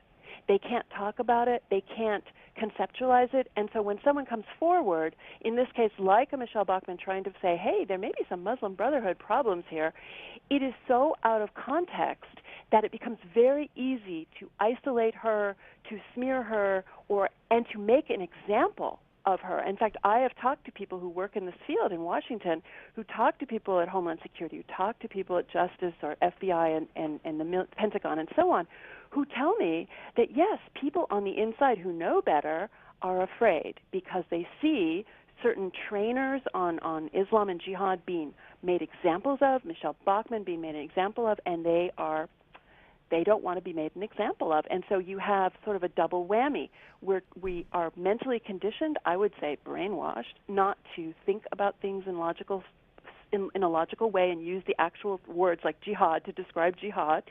And people are made examples of, and it's very disturbing and disappointing that human beings are not stronger, but people do react and tend to retreat. And so it's very difficult. It answers your question. I don't have a happy answer there. Yeah. Well, no, but it's something we all have to deal with. Listen, great luck with the book, Diana, and we'll have you back soon, I promise. Love to. And thank you for the time. Thank you, Steve. Great to talk to you. You Bye too. now. American Betrayal: The Secret Assault on Our Nation's Character by Diana West, who also wrote a great book prior to this called The Death of the Grown-Up. But the breaking news, ladies and gentlemen, in the next hour, we're going to try to take it live. If it's on time, we can take it live, unless Anthony Weiner has some texting to do, which will keep him from being on time. He has a press conference at 5 o'clock.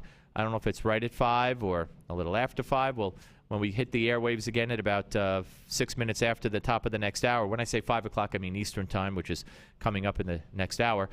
We will bring you whatever we can of the Anthony Weiner press conference. More lewd messages from Weiner. Supposedly there's a bathroom picture of some sort that he did in the bathroom. I don't think it has anything to do with bodily functions.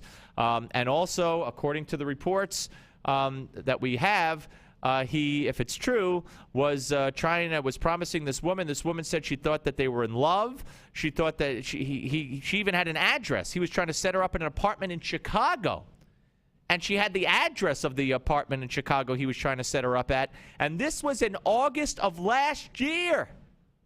A full year after the creep resigned from Congress. A full year later. Look, my non-professional medical opinion of Anthony Weiner, my opinion, obviously there's something wrong with him. Nobody tweets pictures of their crotch to women they don't know, especially a famous person, especially an elected a politician, a congressman, and then goes on every show in the world and sits there with a straight face and lies. Oh, someone's spamming me. It's because my name is Weiner. This has been happening to me since I'm a kid. There's something wrong in his head, in my opinion. You know, now what's he going to do now? Come down there and say, yeah, I told you there'd be more pictures, which he did. Is his wife going to be by his side? Yes, I knew there were going to be more pictures of his crotch out there, and that's okay with me. I mean, give me a break. End the charade. End the nonsense. All right, we'll come back. We'll see what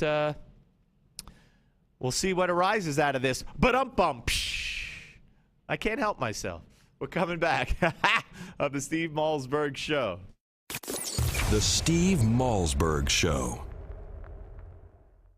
Attention, if you've been classified as a high-risk driver due to DUI, DWI, or tickets for aggressive driving and are required to get expensive and hard-to-find SR22 auto insurance, then you must listen to this message because we can help. We're the largest insurance company in the U.S. specializing in SR22 auto insurance and focused on serving the needs of customers classified by the state as high-risk drivers. We help people get back on their feet by providing easy-to-get, low-cost SR22 insurance that anyone can afford. If you need SR22 auto insurance, or if you have it now and are paying too much, you need to call us today for your free quote at 800-836-4606. Our specialists are standing by waiting for your call. We understand people make mistakes, and we're here to help by making SR22 insurance easy to get and affordable for everyone. The call and quote are free. Call us now at 800-836-4606. That's 800-836-4606. Again, 800-836-4606. Meet Jim. Like many of us, Jim enjoys a busy life. Between work, family, and friends, his days zip along. And Jim has the energy to tackle almost anything. But lately, Jim's get up and go has literally taken on a new meaning. Jim's always put focus on a full night's sleep, but it seems like these days, he's up and down to go to the bathroom so many times he can barely wake up in the morning. His prostate concerns have him sad, tired, and worried. Activities that were once enjoyable now seem like a chore for Jim. His golf game is at the mercy of his bathroom schedule. Family outings are planned around it too. Jim even has difficulty going to the bathroom. He's tried so many prostate remedies he can't keep them straight, and nothing ever seems to help. Then Jim found out about Prostate Revive, the all-natural dietary supplement specifically formulated for men, targeted towards improving and sustaining normal prostate function. Prostate Revive includes 15 super ingredients never combined before, including saw palmetto extract, beta-cytosterol, pomegranate fruit extract, selenium, and other high-quality nutrients. These targeted and all-natural ingredients promote healthy urinary flow and optimal prostate health. And the best part is, Prostate Revive was developed by a renowned medical doctor. Dr. David Brownstein personally formulated Prostate Revive with one goal in mind, to promote a healthy prostate gland. Thanks to Prostate Revive, Jim's got his life back. He gets a full night's sleep every night, and his friends and his wife can't believe he's the same guy. He has his old energy back, and no one has to wait for him. He doesn't even think about his prostate concerns anymore. Visit MedicSelect.com to take back your nights and improve your quality of life with Prostate Revive.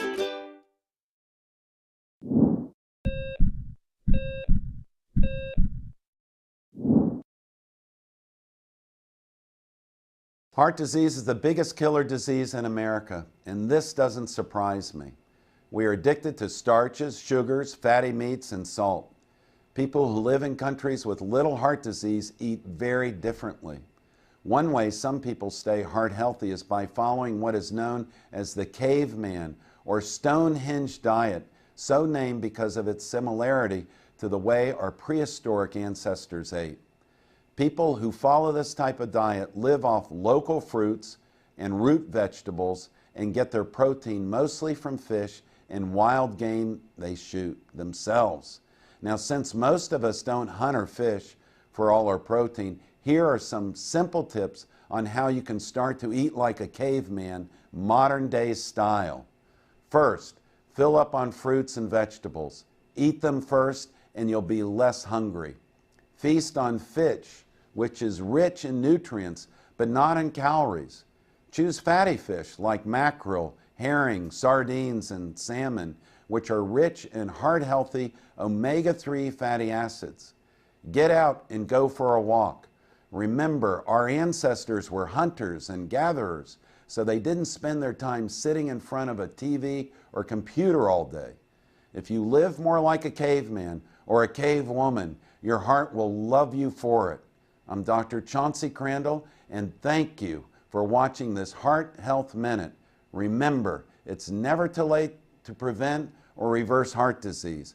Right now, I invite you to discover your own risk for heart disease or even a heart attack by taking my quick, free online quiz at www.simplehearttest.com.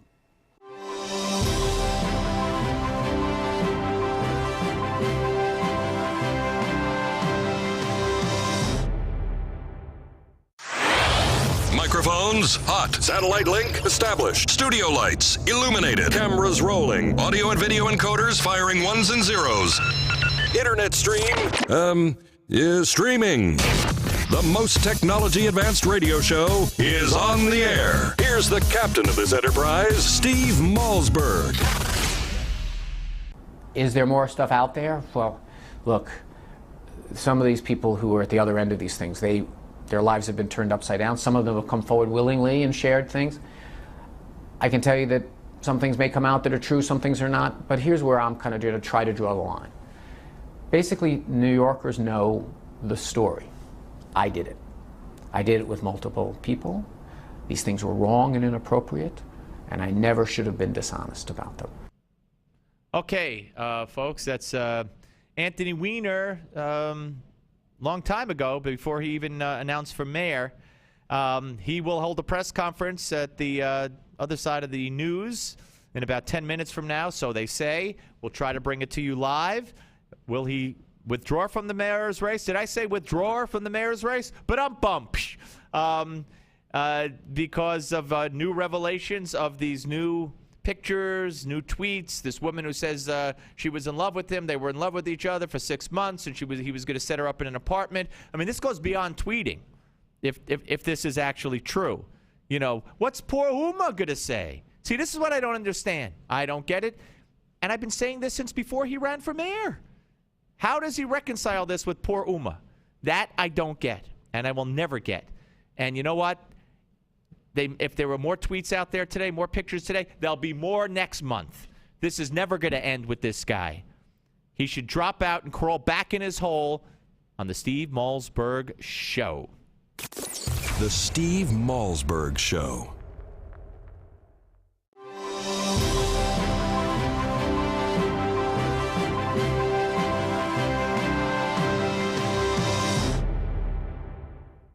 This is the worst weather we've seen in quite some time, folks, and I don't see any end in sight. People have been calling in from across the state complaining their basements are flooding. One guy said he now has an indoor swimming pool in his basement.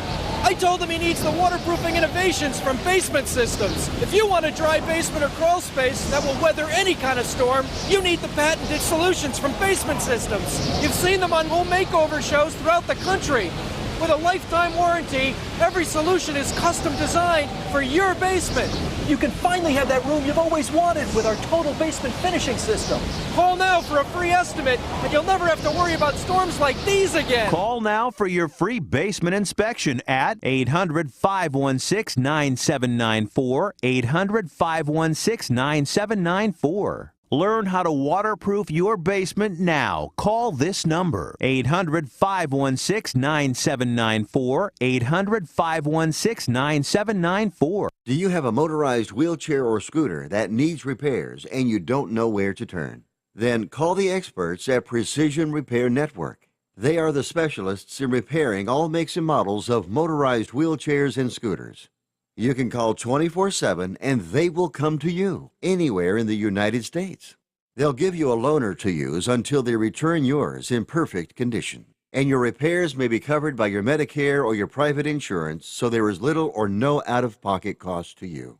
If your wheelchair or scooter needs repairs, call this special hotline now and learn how you can get door-to-door service on your repairs at little or no cost to you. Precision Repair Network. They'll get you moving again. Operators are ready to take your call right now. 800-978-4813. 800-978-4813. 800-978-4813. That's 800-978-4813.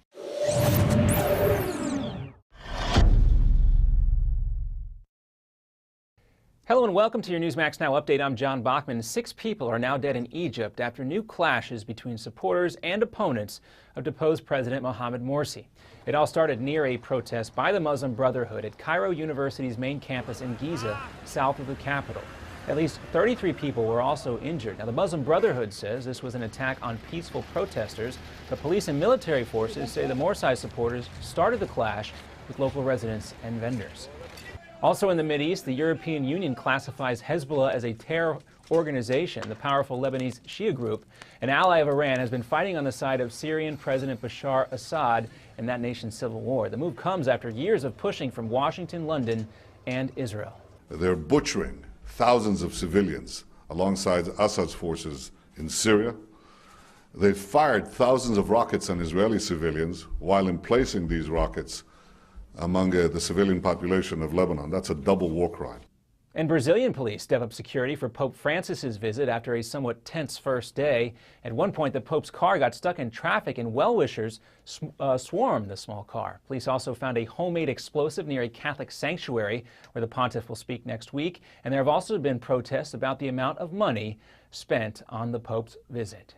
And President Obama gets ready to hit the road for a series of speeches on the economy and jobs. The goal, say White House officials, is to try and refocus Washington's attention back on the economy after a series of distractions, including the NSA surveillance leaks and the IRS scandal. The president and Congress are also gearing up for yet another battle over the debt ceiling this fall. And House Speaker John Boehner said today that the president is going to have to make some serious sacrifices if he wants a deal on the debt ceiling. We're not going to raise the debt ceiling without real cuts in spending. It's as simple as that. Meanwhile, over in the Senate, Minority Leader Mitch McConnell took to the floor to bash the president's economic roadshow, saying it would take more than, quote, a campaign-style speech to improve the economy. And the new royal baby gets a royal gun salute in London today. Yesterday, the Duchess of Cambridge gave birth to a healthy baby boy weighing in at 8 pounds, 6 ounces. Cheers and congratulations. He's now third in line to the throne, and the new prince had some visitors today, including the Middletons, his grandparents, of course, on his mother's side. And coming up next on your Newsmax Now update, a scary and rough landing for passengers on this Southwest flight, an update on the investigation into why the plane's landing gear may have failed. Plus a Newsmax exclusive with John McCain, an original member of the Senate Gang of 8 that tackled immigration reform, why he says it should pass next. Try to convince our colleagues to pass something and bring it to the House.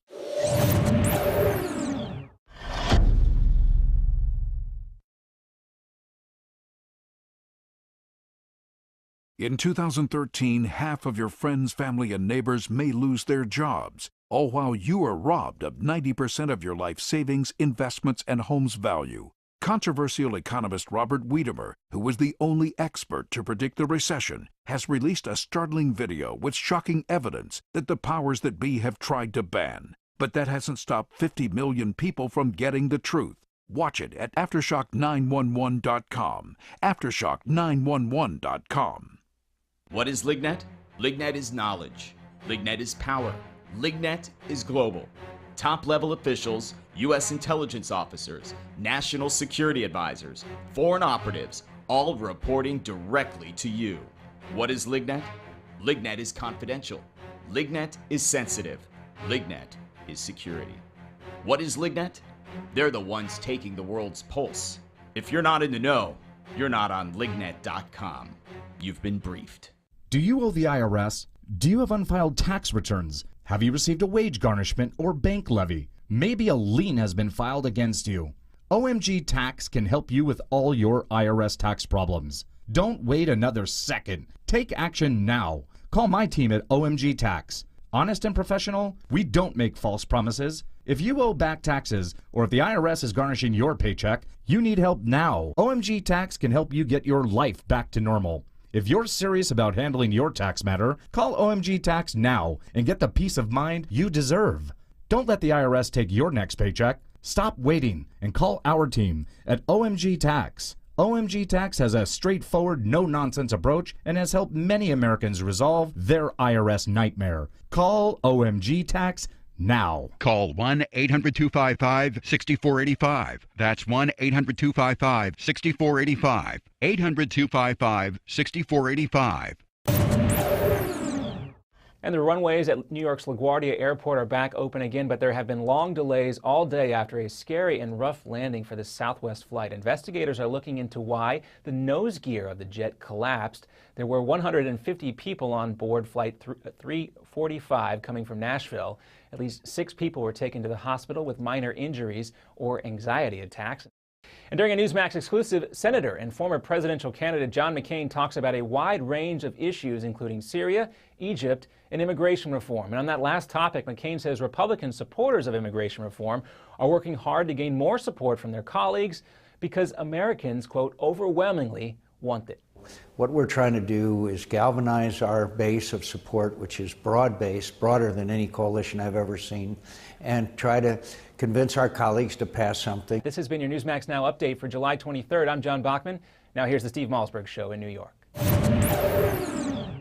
Are you ready? 5, 4, 3, 2, 1. Broadcasting live from the Newsmax studios, this is the Steve Malzberg Show. Be a part of the action by calling 855-777-9660. That's 855-777-9660. Or email Steve at malzbergshow@newsmax.com. Here is Steve Malzberg.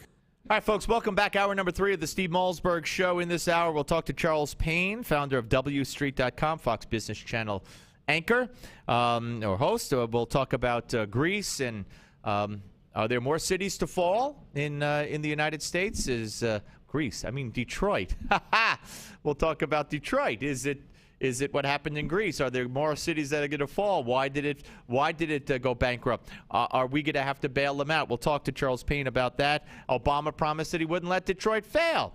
Talk about that. We're also going to talk to veteran investigative reporter M. Stanton Evans.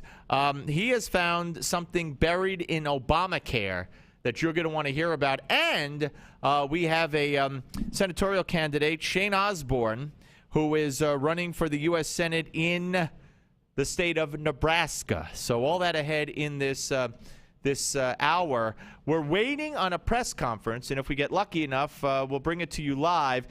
I got to tell you, there are so many stories about Anthony Weiner today. Anthony Weiner, who was a U.S. congressman, who 2 years ago resigned from Congress, congressman from New York, Democrat. Did I say Democrat? Oh, he was a Democrat. And he resigned because he was tweeting out pictures of his private parts. He lied about it. He got caught in his lies, resigned from Congress, and now he's back running for mayor of New York City, in case you haven't heard about the story. It's been all over the place. So today, even though months ago he said, yeah, there might be more pictures out there, there might be more tweets out there, well, guess what? I predicted we'd hear from these women, and at least one has come forward. This gets better and better and better and better. New York City Mayor candidate Anthony Weiner admitted today to sending additional explicit photos and texts to a woman that he met online, correspondence that she says began months after he resigned. Hey, you listen to me in the control room? This Weiner character sent these pictures, according to the woman, months after he resigned from Congress. Okay? The allegation could severely test vote, blah, blah, blah, blah, blah, blah, blah.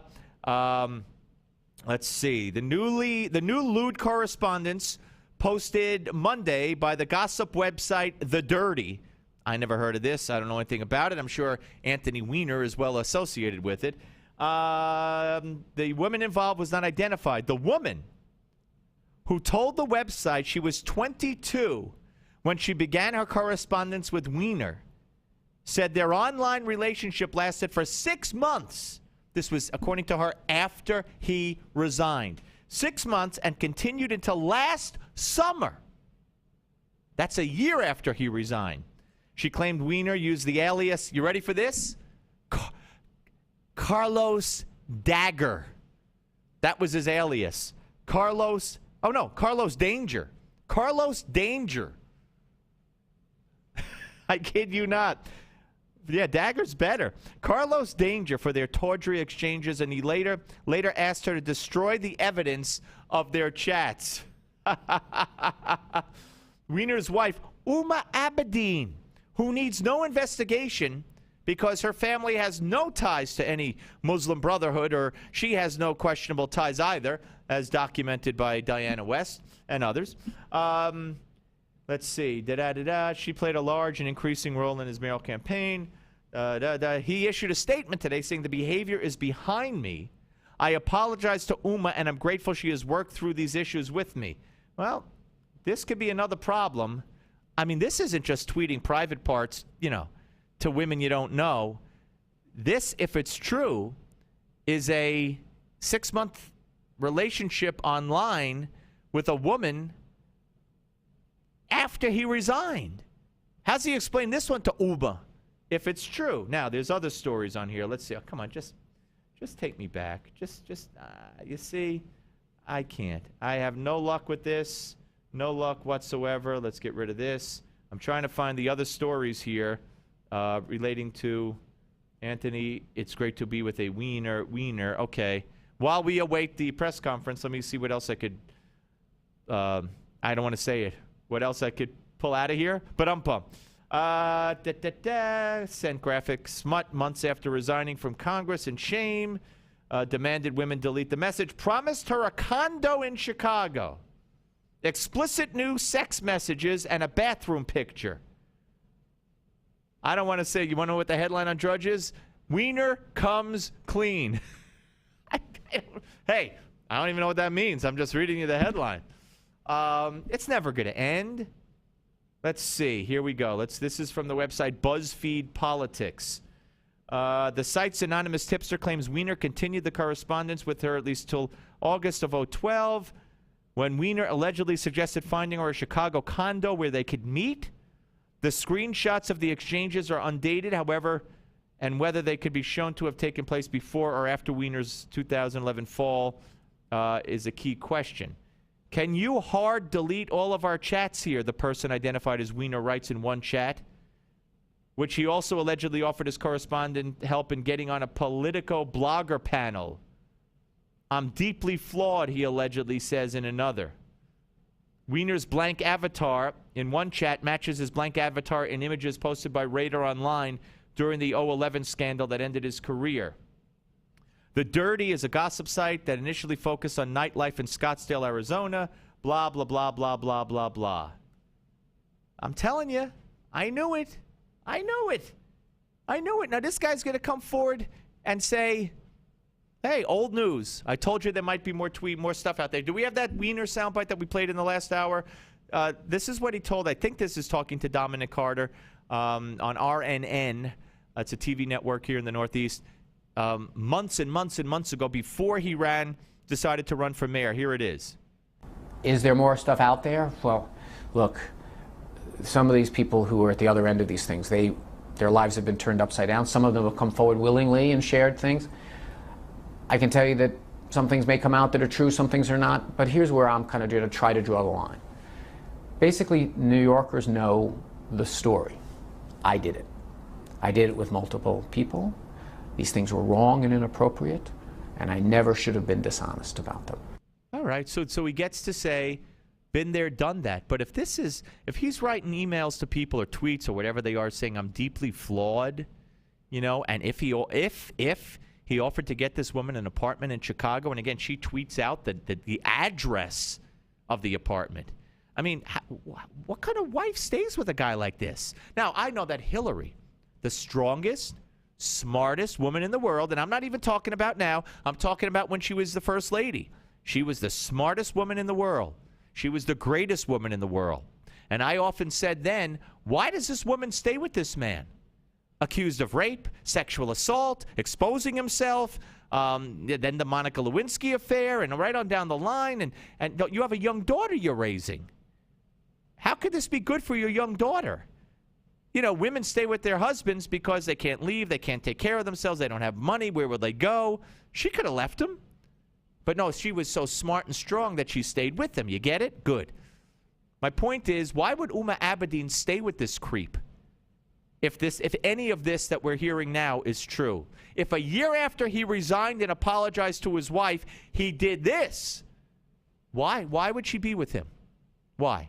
All right, I can't answer that. I won't answer that. We're going to take a break. No matter who the guest is, folks, we're going to break in and cover this. I warned them now.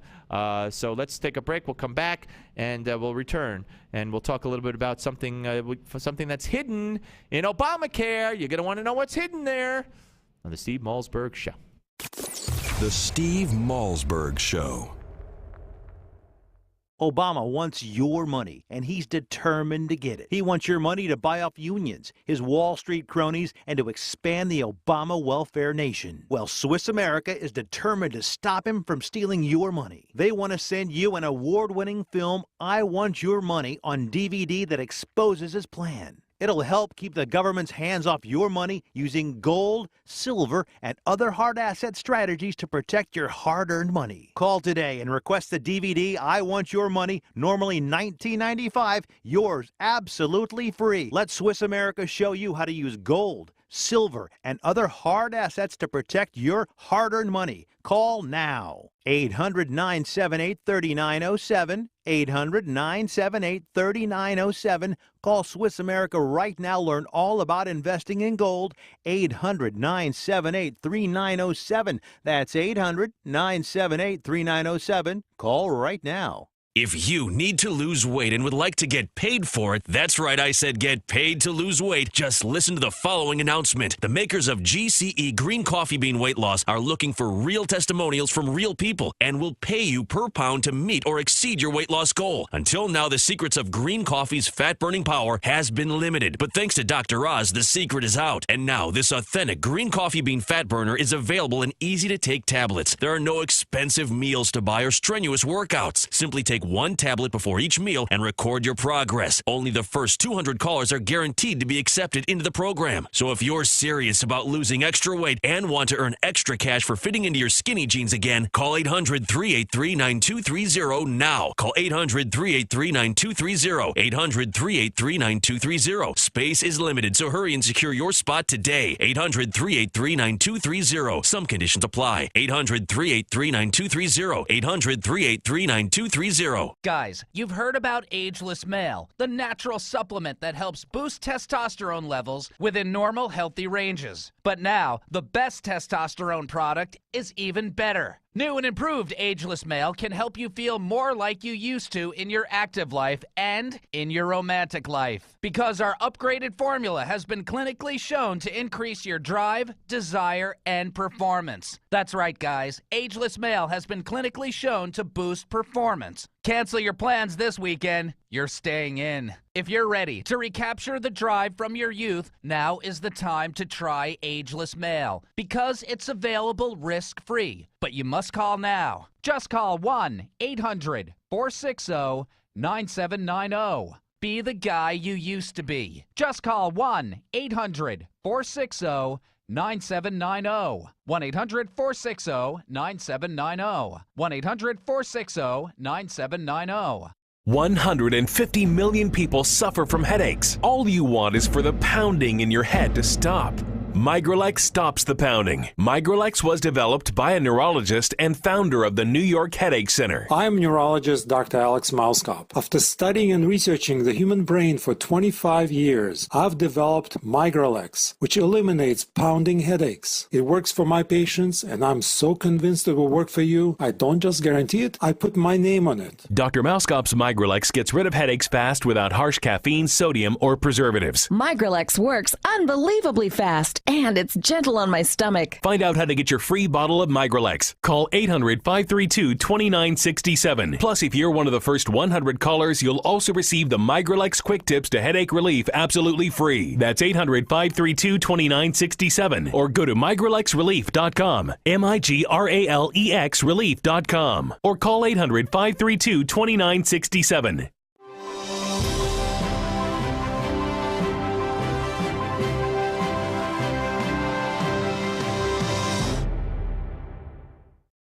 Sure, Steve might be a bit of a hypochondriac, but he never gets sick of breaking news. This is the Steve Malzberg Show. Call Steve at 1-855-777-9660. That's 1-855-777-9660. Here's Steve. All right, ladies and gentlemen, still no Elliot. I'm sorry, not Elliot Spitzer. Still no Anthony Weiner. I get them confused from time to time. We will break right in to the Weiner press conference and see what pops up out of that. But I can't help it. It's just natural. All right, we are joined right now by veteran investigative reporter M. Stanton Evans, who has found a secret $300 million slush fund hidden in the immigration bill. Did I erroneously say Obamacare earlier? No, this is the immigration bill. And do we have him? I'm here. Yeah. Oh, I'm hi. here. How are you, sir? All right. So, the more you look into this bill, it is a disaster waiting to happen, notwithstanding John McCain and Lindsey Graham. But so tell us what you found, sir. Well, first of all, let me say that it's great to talk to you. I'm a fan of yours. I check you out often down here on WMAL. I appreciate that. Yeah, I get to do a lot of fill-in work on WMAL. I appreciate that. You do. We need more of you on there. Well, so anyway, thank you very much. That's good. That's nice to hear. Thank you. I appreciate it. You're most welcome. Anyway, you've correctly stated what's wrong with this bill overall. It's a stealth operation. Basically, it's what I found. That is, their talking points are all one way. When you look at the bill, the facts are all another way. So the article I wrote for Investors Business Daily, which appeared last Thursday. Which, by the way, is Investors Business Daily is fantastic. I love their editorials, and they're always right on. And there's so many facts included in those, not just the opinion. So it's a source of information for people like me, and for me in particular. Just thought you should know that in return. So go ahead. Well, you're very kind to that. Actually, I can't claim any credit for the rest of it. All right, but nonetheless. but I agree with you totally. It's a great newspaper. Anyway, the article I wrote tried to go into some of these unknown aspects of the bill, which are totally contrary to the advertising. And the slush funds are just part of it. There are at least 3 different funds that I discovered, all of which are for the benefit of certain special interests that are, quote, immigrant-serving organizations. That's the way the phraseology reads. And it starts with the fact that the bill is an intricate network of provisos, exceptions, waivers, rules, regulations, stays, all kinds of complicated legal gobbledygook. And obviously a Spanish-speaking immigrant who comes into the United States would know nothing of this. So the bill sets up a fund to pay people to guide the illegals through the system. And the first such fund is $50 million. And I'll read you the exact designation of the groups to receive this $50 million. If I can find it here in a pile of junk. Well, are we talking about, for instance, La Raza? Yes, we are. We are indeed. Which, by the way, I say it that way because La Raza means the race. And to me, there can't be a more racist name than something that calls itself representing a group of people, the race. So to me, and then I'm talking about the 440, So to me, it's a racist name to begin with. It's not the Hamiltonian. Right. It's not the Hamiltonian either. Correct. It also, they say it means the people also. But anyway, that said, the $50 million will go to the following groups. Not named, but you can figure out who they are. Mm-hmm. They are nonprofit, quote, immigrant-serving, unquote, organizations whose staffs have, quote, demonstrated qualifications, experience, and expertise in providing quality services to immigrants, unquote. They get the $50 million, and they will guide the immigrants through the process. And there are two other funds of even larger amounts, which are also directed to the same kind of groups. This makes a lot more sense than the publicity we hear about it when you know that the bill was guided through the Senate by a lady who works for Obama now, who is a former official of La Raza. She is prominently featured in my article. So that's what's going on here. You've got at one level, and there are many other features of this legislation which are very hard to believe, but it's basically a wish list for these immigrant-serving groups dressed up as conservative legislation. All the conservatism is pretty bogus, and the immigrant serving is real. Right, and we're talking to M. Stanton Evans, veteran investigative reporter who uncovered this $300 million slush fund for Investors Business Daily here on the Steve Malzberg Show.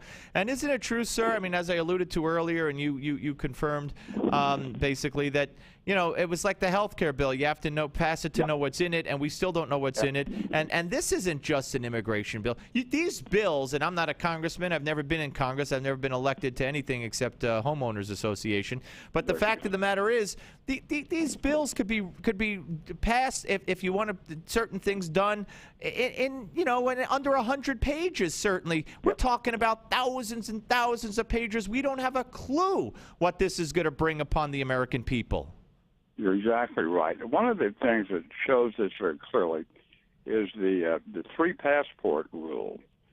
This rule in the legislation says that if you forge three passports, then you're in trouble, indicating that if you forge two passports, you're not.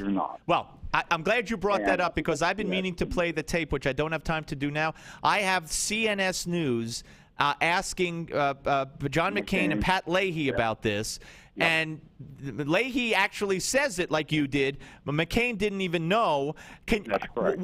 Why is it okay to forge one passport as an illegal and remain in this country? What is that about? Well, very good question. But you've got the McCain tape. You know the McCain does not know that this is in the bill. Has no clue. None. Right. No, but this is good for America. This is what America needs. This is what America. So I wonder if I forge a passport, which I would never do, would I not go to jail until the second or third one, or what? Just don't forge more than two. Now, the same thing is true for drunken driving convictions. If you're convicted of 3 drunken driving offenses, I don't know how many you have, but I don't have that many. And if you have 3, you can be in legal trouble, but 2 is okay. These things are in this bill. It is insane. Listen, I look forward to having you back as you continue to reveal all this, because I'm sure you will. We're up against a hard break. I thank you for your kind words, and it was nice talking to you. The pleasure is mine. You take care. Take care. You too. M. Stanton Evans, ladies and gentlemen, Investors Business Daily. Just shocking stuff. Shocking stuff. Still no press conference. We're coming back with Charles Payne of Fox Business News and WStreet.com. Talk a little bit about Detroit. And we'll keep you posted on Wiener on the Steve Malzberg Show. The Steve Malzberg Show. Newsmax Magazine is proud to present a special tribute to our 40th president, Ronald Reagan. It's a very special documentary and commemorative issue of Newsmax Magazine celebrating the centennial of President Reagan's birth. First, here's a video clip from the award-winning documentary, Rendezvous with Destiny. We're in the midst of a springtime of hope for America. You ain't seen nothing yet. Impulses of an evil empire. Tear down this wall. I believe that together we can keep this rendezvous with destiny. In the next several minutes, you will learn things about President Ronald Reagan that you've never seen, heard, or read before. Welcome to today's special Newsmax event celebrating the life and legacy of President Reagan. During this historic presentation, we will commemorate President Reagan's storied life. We'll revisit his 2 terms in office and recollect his proudest achievements and greatest challenges. Ronald Reagan's life reads like a fairy tale of success stories. He was an accomplished athlete, an honored veteran, a famous actor, the governor of California, and of course, our nation's 40th president. He called himself a citizen politician and only entered politics when he warned government was gaining too much power. By then he was age 54, with a successful career behind him. Twice elected President of the United States, Ronald Wilson Reagan was a contradiction to some. Once a Democrat, then a Republican. A champion of smaller government whose own government grew. A fiscal conservative who failed to balance the budget. His critics mistook his affability for weakness, but behind the smile and the charm existed an extraordinary leader with unique skills and bold and revolutionary ideas. We only had time to share just a few of the top defining moments in Ronald Reagan's presidency, but you'll get to see them all in Rendezvous with Destiny. By the way, the president's close relationship with the Pope is especially fascinating. You'll also learn how dealing with an alcoholic father helped shape Reagan's ability to negotiate. And if you ever wondered what the leader of the free world likes to get for the holidays, well, you'll find that out as well. So let's review today in this free offer. We are sending you a copy of Ronald Reagan, Rendezvous with Destiny, and the collector's limited edition of our issue commemorating the 100th anniversary of President Reagan's birth. Right now, when you subscribe to Newsmax magazine, you can own both the DVD and receive the special Reagan 100th birthday commemorative edition. That's $25 in bonus gifts when you subscribe. Go to newsmax.com/Reagan13 to subscribe today. Join the millions who read Newsmax magazine every month. Are payday loans ruining your life? If you have 2 or more payday loan cash advances, listen closely. You may be eligible for a program that payday loan companies don't want you to know about. This program will get payday loan companies out of your bank account and put an end to the payday loan nightmare. Call for free information and find out if Payday Loan Support Center is right for you. Payday loan companies usually trap you into paying rates as high as 700%. We understand payday lenders' tactics. Don't let them take advantage of you anymore. All you need is 2 or more payday loans to qualify. We can help even if you're behind in collections or have bad credit. Internet payday loans qualify for this program as well. So call 800-250-5084. That's 800-250-5084. The call is free and the consultation is free. Don't miss out. Call for your free information on payday loan relief. 800-250-5084. That's 800-250-5084. Again, 800-250-5084.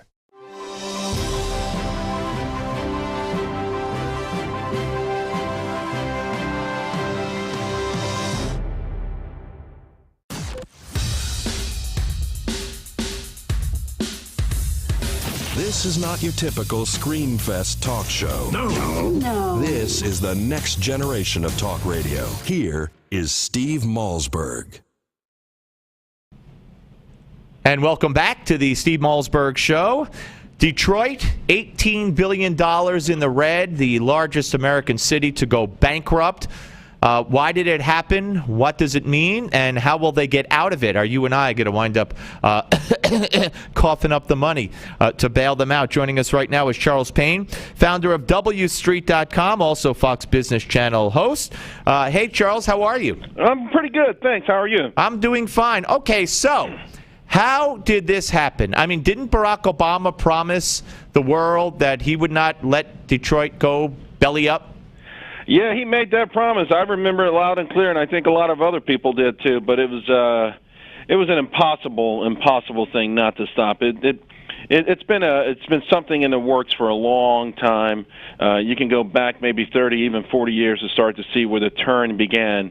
And you know what? This is like they say, I guess the mother of invention, having a lot of fathers or something like that. It's one of these things where there's a lot of culprits, but the main problem is that we had a city once known as the Paris of America, or the Midwest, that just got where greed just took complete control. Greed and a lack of foresight, and I got to tell you, it's also about left-wing policies, progressive economic policies, and an entitlement culture. It's really the worst nightmare when you hear people talk about what could potentially happen in America, the entire country. It is that Detroit is a microcosm of that. It's an amazing example. We no longer have to look over at Greece for cautionary tales. We no longer have to look at Portugal or Spain for a cautionary tale. We have it right there, formerly Paris of the Midwest. All right, so this I mean, is attributable, though, to, as you said, many things. And I guess some of the factors are, I mean, I understand that their municipal services are so outdated that they have old, outdated fire trucks, but they can't get new fire trucks because the new fire trucks wouldn't even fit in the firehouses. So they need new firehouses first before they could get new fire trucks. People abandon Detroit because of the high crime, the escalating crime, the lack of services, and that's problem number one or two, but also problem number one or two, and you could prioritize them if you want, and correct me if I'm wrong, is the fact that the unions, I mean, the promises to the unions, the paying everyone's health care for the rest of their life, promises made, unable to be kept, and now all that culminated in a dying, dead city. You're absolutely right. I'd say number one is a tie between arrogance and greed. The arrogance of a town that was flying high, of an automobile industry that was flying high, and the greed of unions who had an amazing role in this country with respect to where workers are, but then started to shift where the only thing that became important to the unions was how much money can I get from this company, period. They didn't care about the customers. They didn't care about shareholders. They didn't care about anything. It was about how much money can I extract from this company. At the time, listen, automobile companies, American companies were riding high. We had no competition. You remember the Datsun. When Datsun got here in the 70s, no one ever thought that would ever put up any real competition to American-made cars. So we just stamped out cars, the same kind of cars. By the way, can I sing the commercial? Drive a Datsun, then decide. I'm dating myself with that one, but go ahead. Yeah, so so that was it, and then of course. So then all it became was this big pot of money. Right. And they fought over it. The union said, we want more, and then the management fought, but they gave them more. What the heck? Well, you got it coming in. Then it got to the point where it cost $2,000, $3,000 more to make an average American car than the Japanese cars. They started to get competitive. People looked around. In the meantime, Detroit was riding the same boom. By the way, you see this in California, with Stockton, California, San Jose, all these towns where there was a big housing rise. So the town all of a sudden said, well, what the heck? We're rich too, and start making promises and start building things. And that's when the problems began. And you sow these seeds so deeply. But now here's the thing. Smart people saw this coming, and they saw these problems at least a decade ago. What's really sad is the idea that, okay, maybe we all got caught up in this in the factor of greed. Maybe we all misjudged how much longer prosperity could go on. Maybe we all misjudged how the industry would change. But when you saw the writing on the wall and no one did anything about it, a year ago, Detroit actually doubled their taxes on businesses. A year ago. Unbelievable. In a desperate attempt to somehow make up for all of the mismanagement that they have. Now, to your point, the amount of trouble they're in is amazing. To demolish an average building in Detroit costs $8,500 to demolish it. Is that because of union guidelines? Union guidelines, city guidelines, and just $8,500. Guess how many of them they have? None. 70? No. How many? Oh, how many buildings? Oh, I don't know. How many? 78,000. 20% of the buildings. You know what that adds up to? Oh boy. $663 million just to make the place look presentable. Oh boy. No, that's awful. By the way, we're talking to Charles Payne, founder of WStreet.com and a Fox Business Channel host here on the Steve Malzberg Show. All right, so it's a mess. I mean, now they're saying that police response time, and I'm unclear as to if this is because of the bankruptcy and they had to lay cops off, or this is the way it was before bankruptcy, but it's 16 minutes, the average police response time, which is, you can't live in a city like that. So my question to you, and by the way, have you seen the people putting on their homes, stay away, intruders will be shot on site. Absolutely, yeah. But so what's the answer? So how do we go forward? Is this going to be a state bailout? Is this going to be a unions giving in and caving and taking benefits back as part of the deal? Is this going to be some federal monies involved in the bailout? What's going to happen? Well, even though President Obama, Detroit probably, from a political policy point of view, echoes all of the things that he appreciates and thinks are important. I don't think even he would open that can of worms. Although they could try some things backdoor. There's been talk of maybe taking all their workers, all the public workers, and putting them on the health exchanges. And I'm not sure if that would be state or federal health exchanges, but. The place is going to die a slow, horrible death, and it's already been happening, but it's going to actually become worse. There's just no way to make this a soft landing. And then you have an even more critical problem, and that's the solution of fixing it, because people are tossing around the term or word bailout. You can give them all the money in the world. If 47% of the adult population is functionally illiterate, they're not going to have the wherewithal to keep it going. This is about teaching a man how to fish, not giving him a fish today and then having to give him a fish tomorrow and then the next day and then the next day, because that's the circumstances they find themselves in. I love that analogy. That's a great analogy. Yep. Yeah. Yeah. Well, and I don't know. I mean, I don't know. Now, Obama can't unilaterally bail them out, right? He would have to go to Congress? These days I'm not. Right. Let me rephrase that question. Under the Constitution, Obama would have to go to Congress, right? You mean that old piece of paper? Yeah. The flawed document, as he called it when he was running for president. Yeah. That old 200-year-old piece of paper. Yeah. Under that, he might have to go to Congress. Oh boy, it is crazy. All right, listen. And by one final question. What's the next city that you see maybe dovetailing towards what Detroit is now going through? You look at cities that have similarities to Detroit. Over the last 10, 20 years, massive flight of population. Chicago, Philadelphia. I think Chicago's lost like 800,000 people. Philadelphia, 500,000. Of course, the state of California has lost over 1 million. So has New York and New Jersey. When these people leave, they take skills with them. They take innovation with them. They take determination with them. And for the most part, they are replaced by babies or people with limited work skills. So we already have the seeds planted in a lot of places. So I would say Chicago, Philadelphia, you got to worry about. Cleveland, you have to worry about. Oakland, which is a complete nightmare, you have to worry about. But then there's also a city like New York City.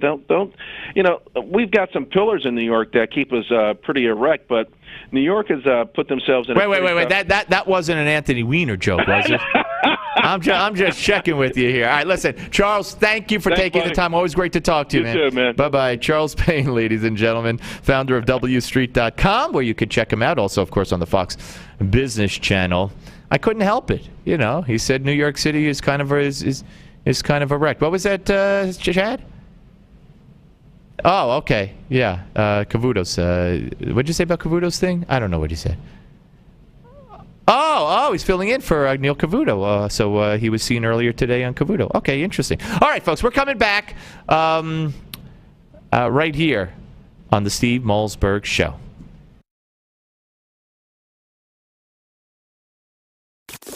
The Steve Malzberg Show.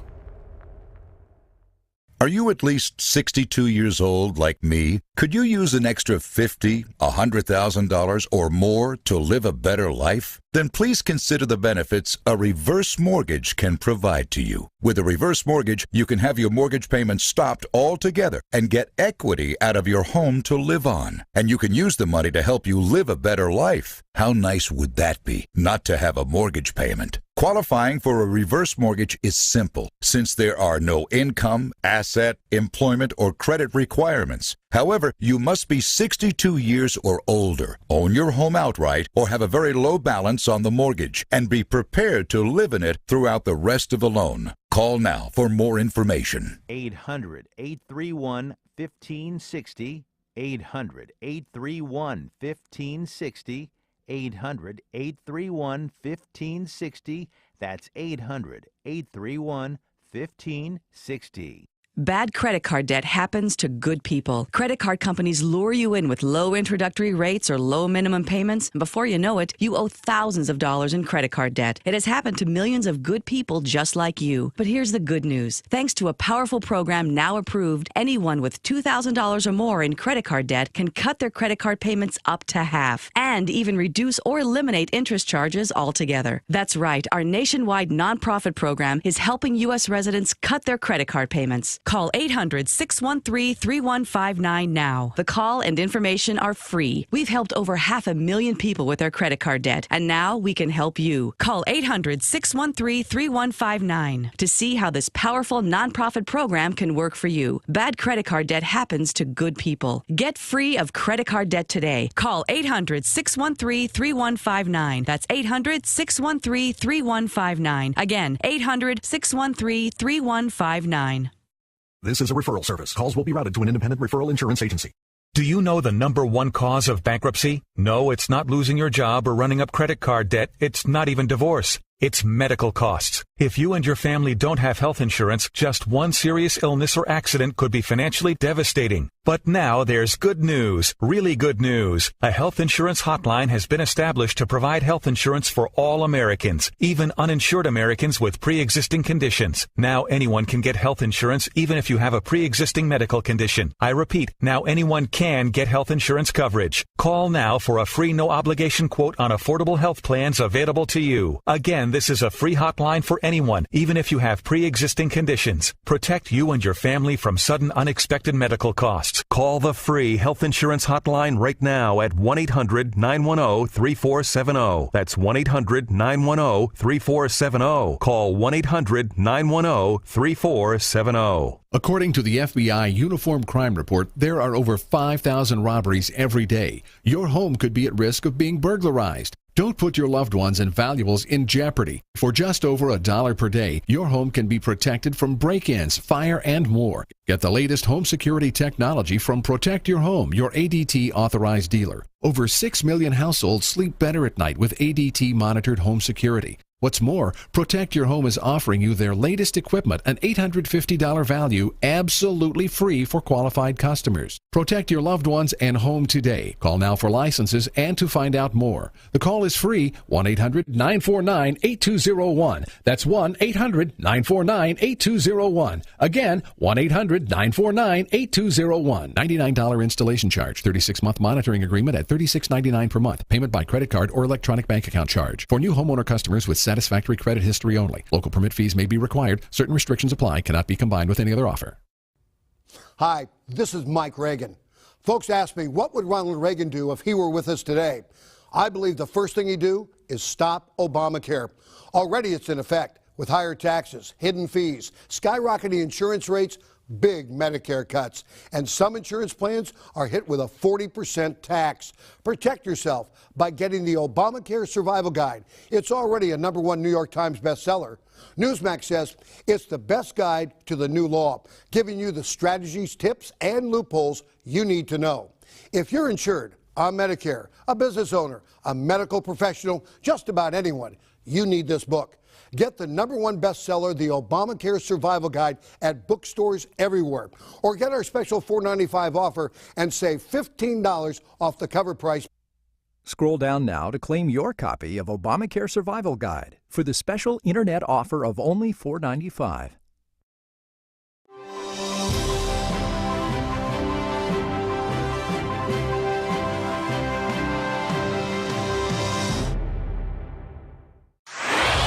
Microphones hot. Satellite link established. Studio lights illuminated. Cameras rolling. Audio and video encoders firing ones and zeros. Internet stream streaming. The most technology advanced radio show is on the air. Here's the captain of this enterprise, Steve Malzberg. All right, ladies and gentlemen, let me catch you up. The press conference with Anthony Weiner was non-eventful. It took place. He did not drop out of the race for mayor of New York City. His wife, first he read a statement that, I've apologized to my wife, our marriage, etc. Then his wife read a statement. The marriage hasn't been easy. We've had lots of therapy. I decided to stay in the marriage. and I've been on the campaign trail, and I've forgiven him. I believe him. I believe in him. And he was asked a couple of questions. How do we know that this is all behind you? Since he admitted now that some of the texting took place after his resignation from Congress. He said that it's all behind me, it's done, and that was it. So nothing. I kept an eye on it during the interview with Charles Payne, and I just didn't want to interrupt Charles for nothing, because I had a feeling it was going to be the same thing. The same written statement that he put on the website that he issued earlier today is what he read. Okay, so it was really a bunch of nothing. But this is outrageous. This is disgusting. To know that for a year after he resigned from Congress, he kept this up. No pun intended, but anyway, all right, let's get to a man who is the antithesis as a political candidate to Anthony Weiner. We welcome in a man who has spent most of his life serving our country, safeguarding our freedoms. He became a well-known worldwide figure back in 2001 as a Navy pilot flying reconnaissance missions in the Pacific. His plane was struck by a Chinese fighter plane, and it caused his large aircraft to plummet, and it killed the Chinese pilot after losing over 16,000 feet of altitude and severe damage to the airplane. And he successfully landed. He saved the lives of his 23 crew members. He and his crew, if you recall, were held hostage by the Chinese military for 12 days, and he was subjected to vigorous interrogations and sleep deprivation. He came back to the U.S. and was awarded the Distinguished Flying Cross and the Meritorious Service Medal. And then he volunteered to extend his tour after the 9/11 attacks to fly combat missions in Afghanistan, for which he was awarded the Air Medal. So need I say more? We welcome in Shane Osborne, who's a Republican candidate for the U.S. Senate from the state of Nebraska. Hello, Shane. How are you, sir? Good, Steve. How are you doing? Thanks for having me. Well, it's my pleasure. So what turns such an honorable man into such a sometimes dishonorable profession? Well, I do think public service is an honorable profession, but what I don't think it is a career. And, when I got out of the Navy, and thank you for that nice intro, in 2005, I ran for state treasurer in Nebraska, and on a very clear platform of fiscal conservatism and transparency in government. And, I kept my promise to the people of Nebraska. Over a 4-year term, I cut my budget 12%, and reduced staff 28% while winning the Treasury Marquis Award, which you haven't heard of, but it is the top treasurer's office, public or private, in the country. So we didn't just shell the place. We actually were able to shrink government and increase productivity. And I also took our entire state budget and put it online in nebraskaspending.gov, which I think is the least we can do. Taxpayers, we take all this money from them, the government does. The least we can do is give them a receipt. And so I wanted to have that historical data out there. Who are the vendors? Who's doing business with the state? It's very straightforward. We have a government that does serve a purpose, but let's just be open and transparent about what the government's doing with our money. Yeah, well, that is certainly something that was promised to America during his first term, or prior to his first term, by Barack Obama. There was going to be complete transparency, the most transparent administration in the history of this country, and of course, basically the complete opposite has happened. If you get to the U.S. Senate, I mean, what do you consider yourself? Would you consider yourself in line with traditional Republicans in the form of Mitch McConnell and the leadership? Would you consider yourself more of a Tea Partier along the lines of Ted Cruz in Texas? Where do you stand? Well, I stand for this. I will put the country first and above my own political future. I know full and fair well that this country has put on too much debt, and for the first time in our country's history, we are going to leave the next generation a country worse off than what we received it in. And that, we have a saying in the Navy, not on my watch, and that's why I'm running. It's going to take people with courage to stand up to the massive spending that we're taking on. We can't even round our debt to the trillionth, and that is ridiculous. And if we don't get this debt controlled and do it quickly, this country will end as we know it. And there's a lot of hard challenges coming ahead, but I think the American people are starting to get it. They realize we're spending too much. In Nebraska, we don't spend money we don't have. We don't take on debt here. And I want to take that message and take it to Washington, D.C. and get to work. And Nebraska has done, they have, if I'm correct, they have an unemployment rate much lower than the national average. And the economy in Nebraska, people are coming to Nebraska for jobs. People want to go where there's less burdens to being an entrepreneur, being a businessman or woman, and Nebraska's straightforward. There's not going to be any surprises here. We don't change the rules every other week as to how you're going to do business or how you're going to be taxed. And people here focus on jobs first. Jobs, jobs, jobs. We have had the second lowest unemployment rate in the country. North Dakota only beats us, and that's really because of the fracking. And so when you look at it, at the peak, we peaked at like 4.8, 4.9, and we're back down to 4% unemployment. At the peak of the housing crisis, we had 1 in 25,000 homes in foreclosure, the lowest in the country, or second lowest. And that just goes to our values here. And so people are appalled in Nebraska. And so, in most states, you've got to worry about the general election, things like that. Here, it's Republican across the board, and they want some sense in D.C. So, the message of being a fiscal conservatism, saying, listen, the government can't do everything for us. We have to do some things for ourselves, and we can't keep spending this way. It resonates well back here. Outside, and we're talking to Shane Osborne, running for the U.S. Senate, Republican candidate. And he has a primary to face in the state of Nebraska here on the Steve Malzberg Show. So you get to Washington as Senator Osborne. Obviously, the Finance Committee is somewhere you would like to be. What if you had your choice of another? And I don't want to put words in your mouth. I'm just assuming from what you just said. But what other committee would you like to serve on if you had a pick? Well, there's several I'm interested in. Obviously, finance is of interest, banking. I not just as a treasurer, but I own a disabled veteran-owned broker-dealer. We've started that when I left the treasurer's office. There was about 5 of us, and the majority of the ownership is veterans. We hire post-9/11 veterans coming back for the war and get them trained up and give them a career.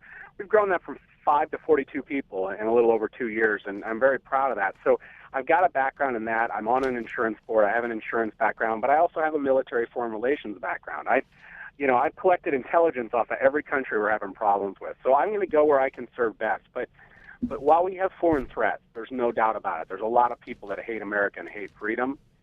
Our biggest threat is from within, and it's the debt. Well, absolutely. I couldn't agree with you more. Let me ask you something about health care. Senator Mike Lee has said that he would like to see the Congress defund parts of Obamacare.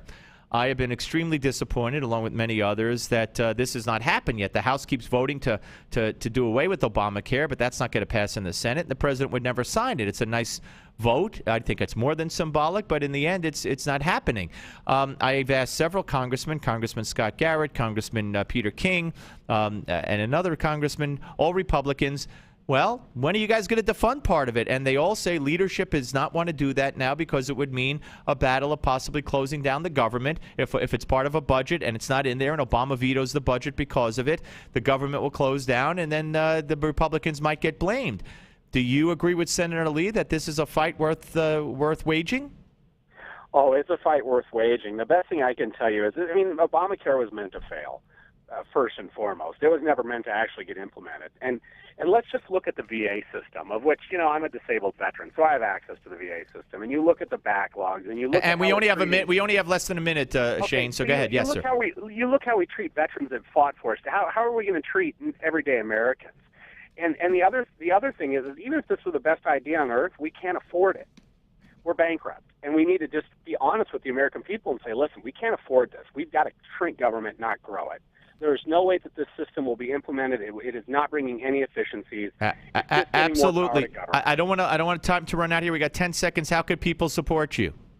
ShaneOsborne.com. And I would love to have anybody's support that's out there willing. We'll get the website more robust, but it is up and running, and we're running a full-time campaign. All right, ShaneOsborne.com. Shane, we'll speak to you again, I'm sure. Thank